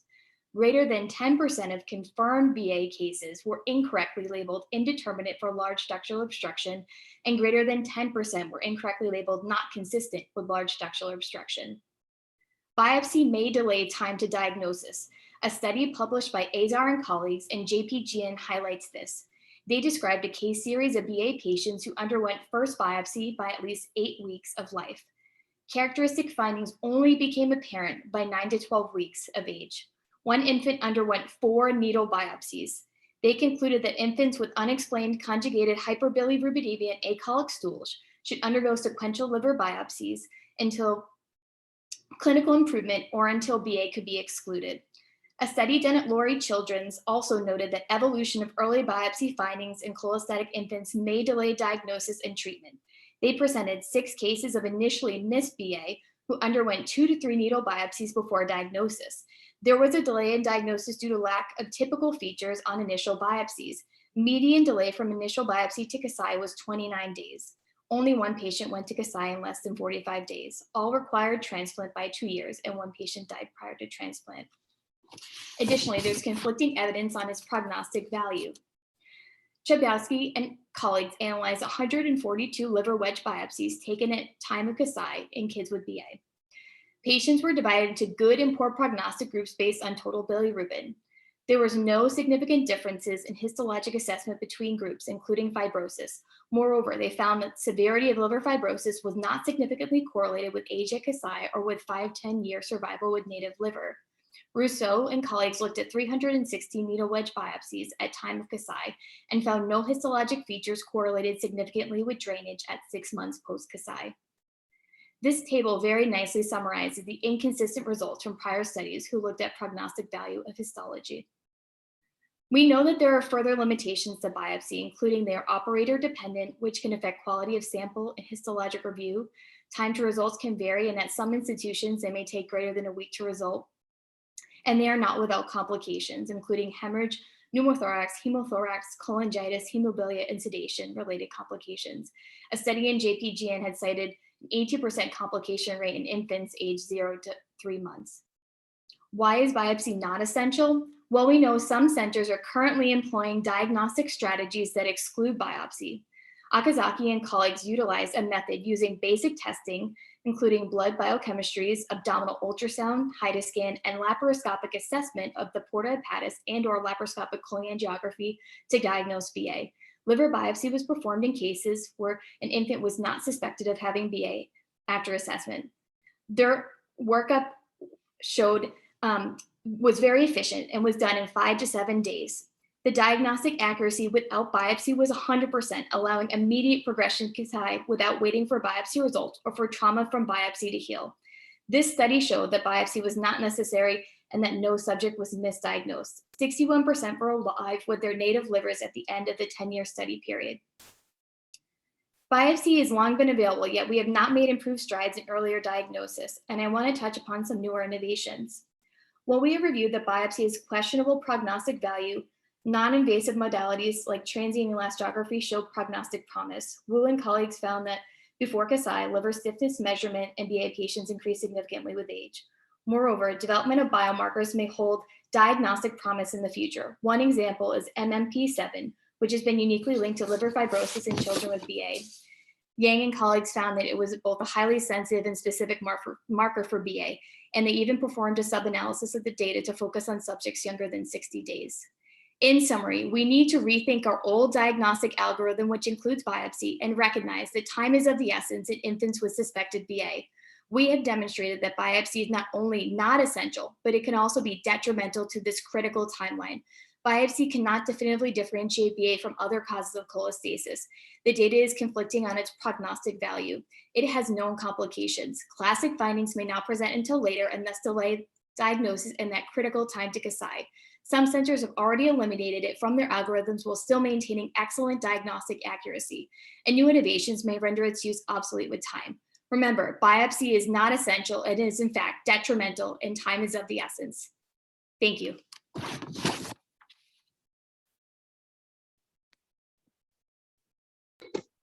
Thank you. And now I'll have Dr. Aldo Recinos-Soto from Hasbro Children's Hospital, who will now review the proposition. All right, I wanted to thank the American Liver Foundation for this great opportunity. I want to start my rebuttal by focusing our audience on the question that we're trying to answer tonight. Is liver biopsy essential in the diagnostic algorithm for biliary atresia? And I want to emphasize the word essential, which means something that's necessary, something that's indispensable. And again, I also want to point out briefly that the diagnosis of non-biliary atresia diseases is not the purpose of tonight's debate. So next, I would like to state 3 absolute truths, 3 commandments, 3 postulates about biliary atresia. Number 1, biliary atresia is a progressive inflammatory disease, as my opponent mentioned. Number 2, we know that early Kasai leads to better outcomes, as my opponent mentioned as well. And my 3rd absolute truth is that intraoperative cholangiogram is the gold standard for the diagnosis of biliary atresia. So I want to leave these 3 postulates marinating in your mind, let them soak, and we're going to come back to them. Again, our opponents did discuss about the benefits of getting a liver biopsy, but let's be honest, the data is discrepant. The landmark paper by Russo et al. Showed a sensitivity of around 88%, which is below 95%. So again, let's be honest, it is not a great screening test. And we know that there's no pathognomonic findings for the diagnosis of biliary atresia. And histologic findings can overlap with other causes of neonatal cholestasis, which again can lead to a delay in diagnosis or even a misdiagnosis.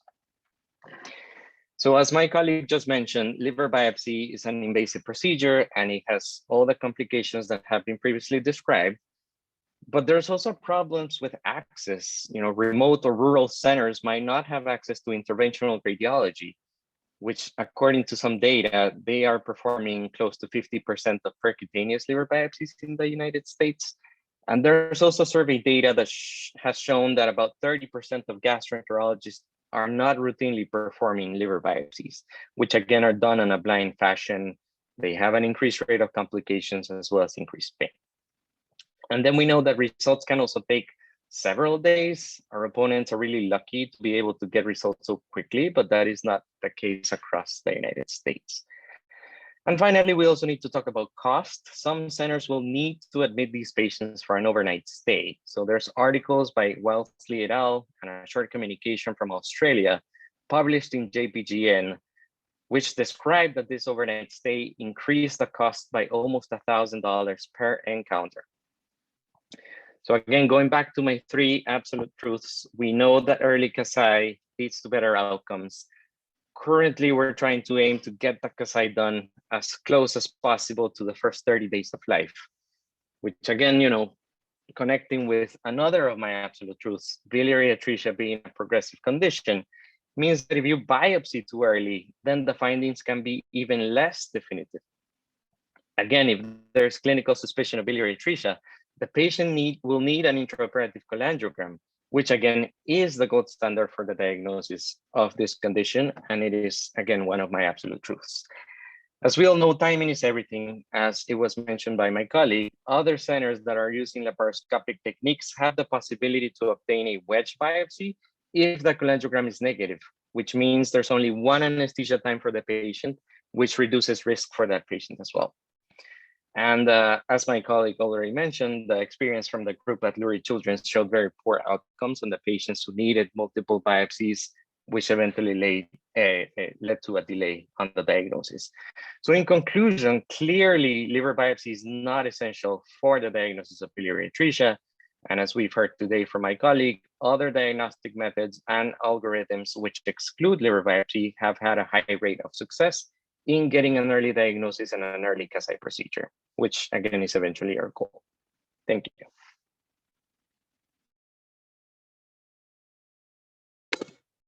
Thank you. And now I'll have Dr. Katherine Sweeny from Boston Children's Hospital, who will now review the composition.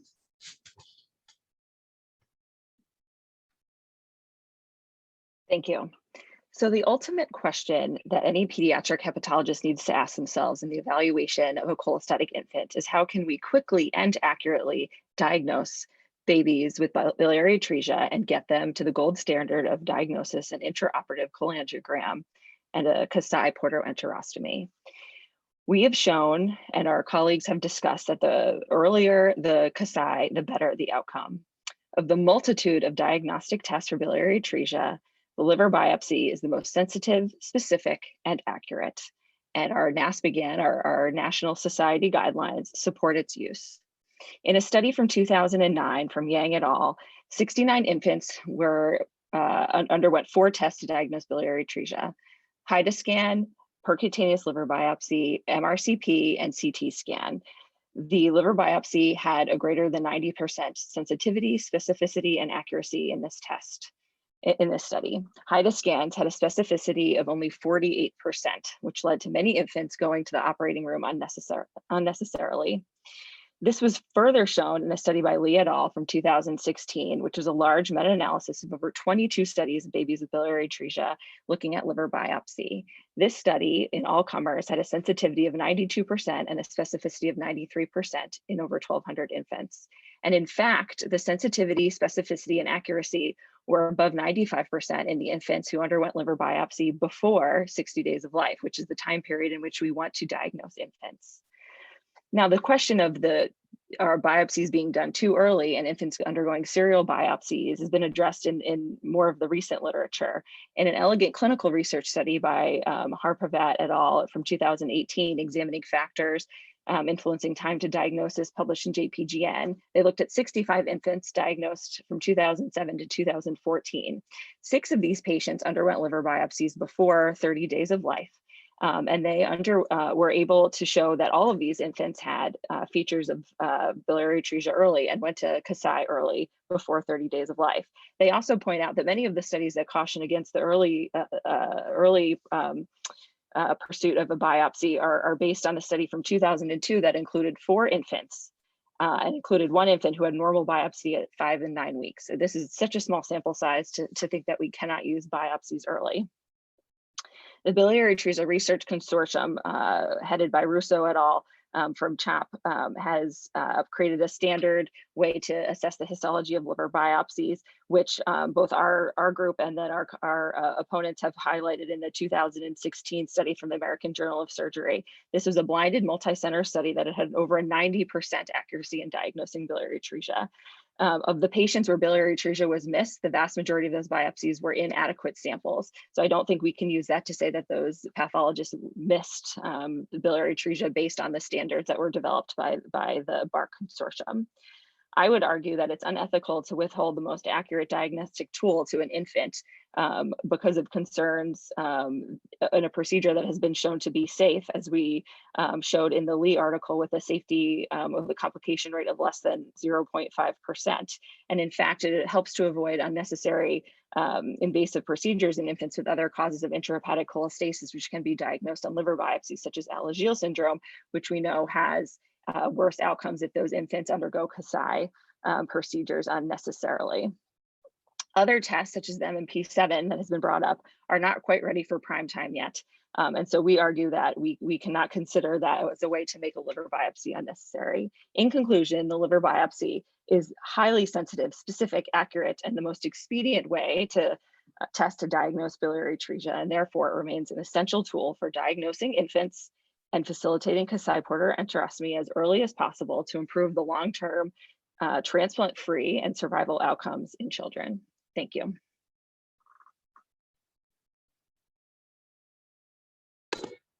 Thank you. I just wanted to comment that there was a comment placed about potentially using IR's ability to perform a cholangiogram during liver biopsy as potentially being the gold standard if there's an unsuccessful MRCP. So another food for thought. So now we'll move on to the judges and their questions. So I'm going to first start with Dr. Malik from Tufts Medical Center. Do you have any questions for either teams? Yes, I do. I'll start off by doing my thank you. So first of all, to Sherry and her team, the American Liver Foundation. I think, as I said to you yesterday, this has been perfect timing. As our communities are opening up, you know, the collegiateness, the collaboration, and the academic debate tonight has really been, you know, timed perfectly, Sherry. So thank you to you and the American Liver Foundation. To all the presenters tonight, I've learned a lot. Thank you for presenting. And I've got a couple of questions. So we'll start with the Boston Children's Hospital. My question to you is, in adult hepatology, one of the things that we've done is to be able to, in hepatitis C, we were able to use combination biomarkers, looking at serum markers, imaging markers like FibroScan, and other radiology markers to be able to combine to provide a diagnostic alternative to liver biopsy. In your reading, if you looked at You've looked at a number of things that are direct comparisons, but is there anything that you've looked at where you were looking at combined biomarkers as an alternative to liver biopsy? And I take the point, and I appreciate all the data that you've done about liver biopsy in both pediatric and adult medicine being our gold standard. But, you know, for the next generation, is there anything we can look forward to in combined biomarkers? I certainly think that would be our hope, particularly with the newer biomarkers such as MMP7 and other imaging modalities. But the data in combining those newer studies just isn't here yet. So because of that, we are still in support of using the liver biopsy as a necessary part of the algorithm. Again, the liver biopsy is not the gold standard. Ultimately, the gold standard is the intraoperative cholangiogram. So until those newer biomarker studies can be done very quickly, I don't think we can eliminate the liver biopsy in favor of using sort of a multidisciplinary diagnostic algorithm before committing a child to going to the operating room for an intraoperative cholangiogram and Kasai procedure. Okay, thank you. And just a question then for the Hasbro team as well. Just, what do you use in terms of getting your patient to the operating room and then doing an intraoperative cholangiogram? Do you use the same techniques and the diagnostic studies that the Japanese study that you quoted? Or what are you using as your diagnostic workup? That's a great question. Currently we biopsy our patients before they go, admittedly. And I think the laparoscopic approach is obviously surgeon dependent. And so, I think we're arguing that biopsy is not essential. It's not the best diagnostic tool. Even Russo's paper, it's a hallmark paper, only showed sensitivity specificity of 88%. And we know that there's institutions in Asia that are able to get really highly accurate diagnosis by avoiding biopsy and going straight in laparoscopically, looking at the anatomy, doing that cholangiogram there and able to kind of proceed right on the table. Although admittedly, these techniques are obviously surgeon dependent at institutions, and hopefully, over time, as more surgeons are able to be trained in the technique, this will be something that will, further render biopsy obsolete in terms of the timing to Kasai. Okay, thank you. And the presentations were fantastic. I'll pass it back. Thanks. Thank you. And now I'm going to ask Dr. Sepe if he has any questions for the team. Yes, first off, spectacular presentations. And I think Scott has treated more alcoholic children than I've treated adults with biliary atresia. So I found this really fascinating to try to listen and pay attention, because I learned a great deal from both teams, so thank you. I have a question for both teams. One is for the Children's Hospital team. As an adult hepatologist, many times we do biopsies to exclude diagnoses, okay? And you kept harping on the fact that it's sensitive and very specific. Your other team says that it really isn't specific, it just shows very profound cholestasis, which was what I would expect as an adult hepatologist. So what's your differential when you do a biopsy, and what are the specific findings that you're relying upon to say, yes, this is clearly biliary atresia, and let's call our hepatobiliary surgeons? In terms of the second part of your question, what we're really looking for, the most specific finding that the BARC consortium has shown is the presence of bile plugs. We also look for bile duct proliferation, portal edema, and fibrosis, and the absence of sinusoidal fibrosis. In terms of other diagnoses, we look for things like giant cell hepatitis, which is not often seen in biliary atresia, and we look for paucity of bile ducts, which may be other conditions such as Ehlers-Danlos syndrome, and other conditions such as PFIC, which might be on the differential at this time. Right, because I think a biopsy would be crucial to exclude other very rare forms of profound cholestasis in these very young people. And for my colleagues across the street at Hasbro, very fascinating talking about intraoperative cholangiography. Can you tell me why you are, because I'm disappointed that MRCP doesn't provide more push and more strength in diagnosing these young people, because MRCP has essentially eliminated diagnostic ERCP in the adult population. So if it hasn't, what are the limitations, and why aren't our pediatric radiologists trying to do something better here? Because I would think MRCP, should be able to be more reliable versus doing an intraoperative cholangiogram. Yeah, I would say that MRCP in an infant is very technically challenging. Everything is very small. So I don't think there's a lot of pediatric gastroenterologists who are well trained to do MRCPs. And again, the number of MRCPs that are done in pediatrics is relatively small compared to adults. So I think that would be part of the reason why MRCP is not as in favor. Sure, I think that's a great answer, except I don't think there are probably a lot of intraoperative cholangiograms done in 2-week-old children either. So I would hope there could be a way to try to, overcome some of these limitations, because an MRCP would be preferable, I think, to a premature trip to the OR. Well, the OR also has the added benefit that you could potentially get a wedge biopsy again at the same time.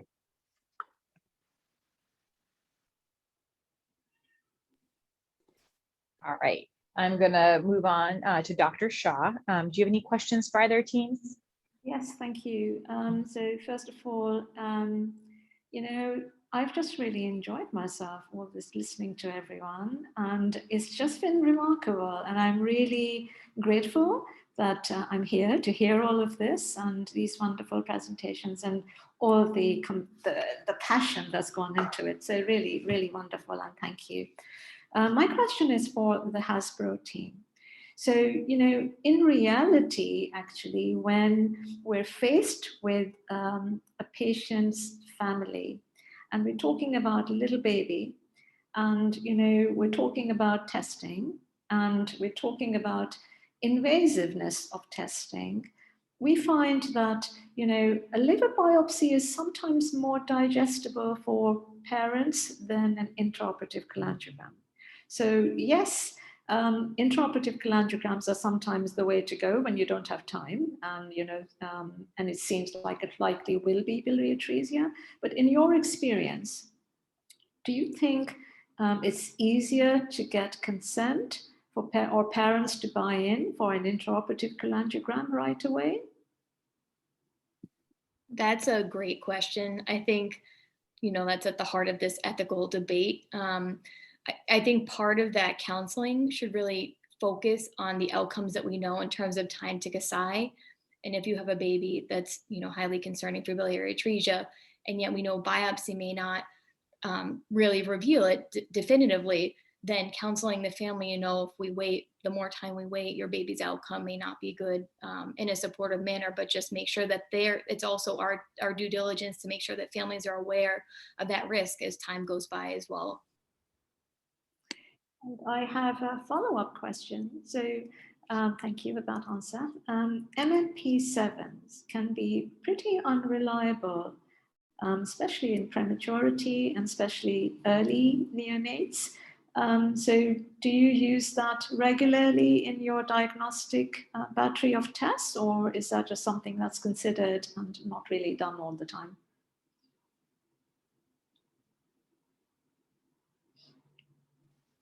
I think MMP7 is still on the development phase, and it's relatively new. And as the Boston team had mentioned, it's done like in one lab across the country, and its turnaround time is so long.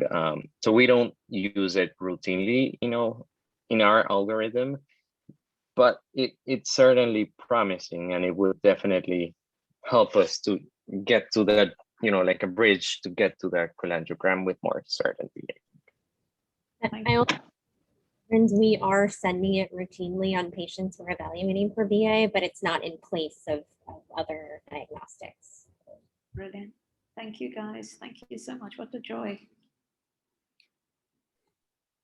Thank you, everyone. And thank you to our judges for the Q&A session.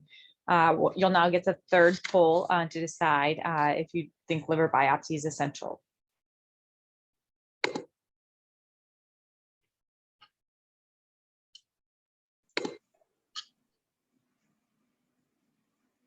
All right, and I'm going to return to Dr. Pratt.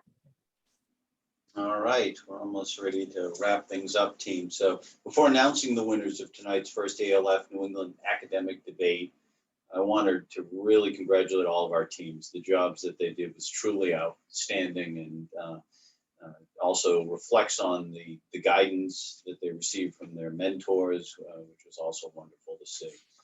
We appreciated the thoughtful deliberations of the judges. We appreciated all the work that the ALF Tech team did, and of course, Sherry's work as well. And we finally thank those of you this evening. So please feel free to make any comments you would like to share about the teams or the program in the chat box. And I'd also like to mention our national sponsors one final time: AbbVie, Eisai, Salix, Alexion, Mallinckrodt, and Pfizer, and our local sponsor as well, Exelixis. I will mention that the next ALF Academic Debate will take place in New York, New Jersey on June 16th, and you're welcome to register at alfevents.org/GNYAC. And now, finally, for the moment we've all been waiting for, and for those of you in the audience, a poll has been launched for you to select the People's Choice for overall winner of tonight's debate. And please vote now. And at this time, we'll invite all of our presenters tonight to return to the virtual stage by turning on their cameras as we prepare to announce the winners of each debate. If everyone could pop back on, that would be terrific.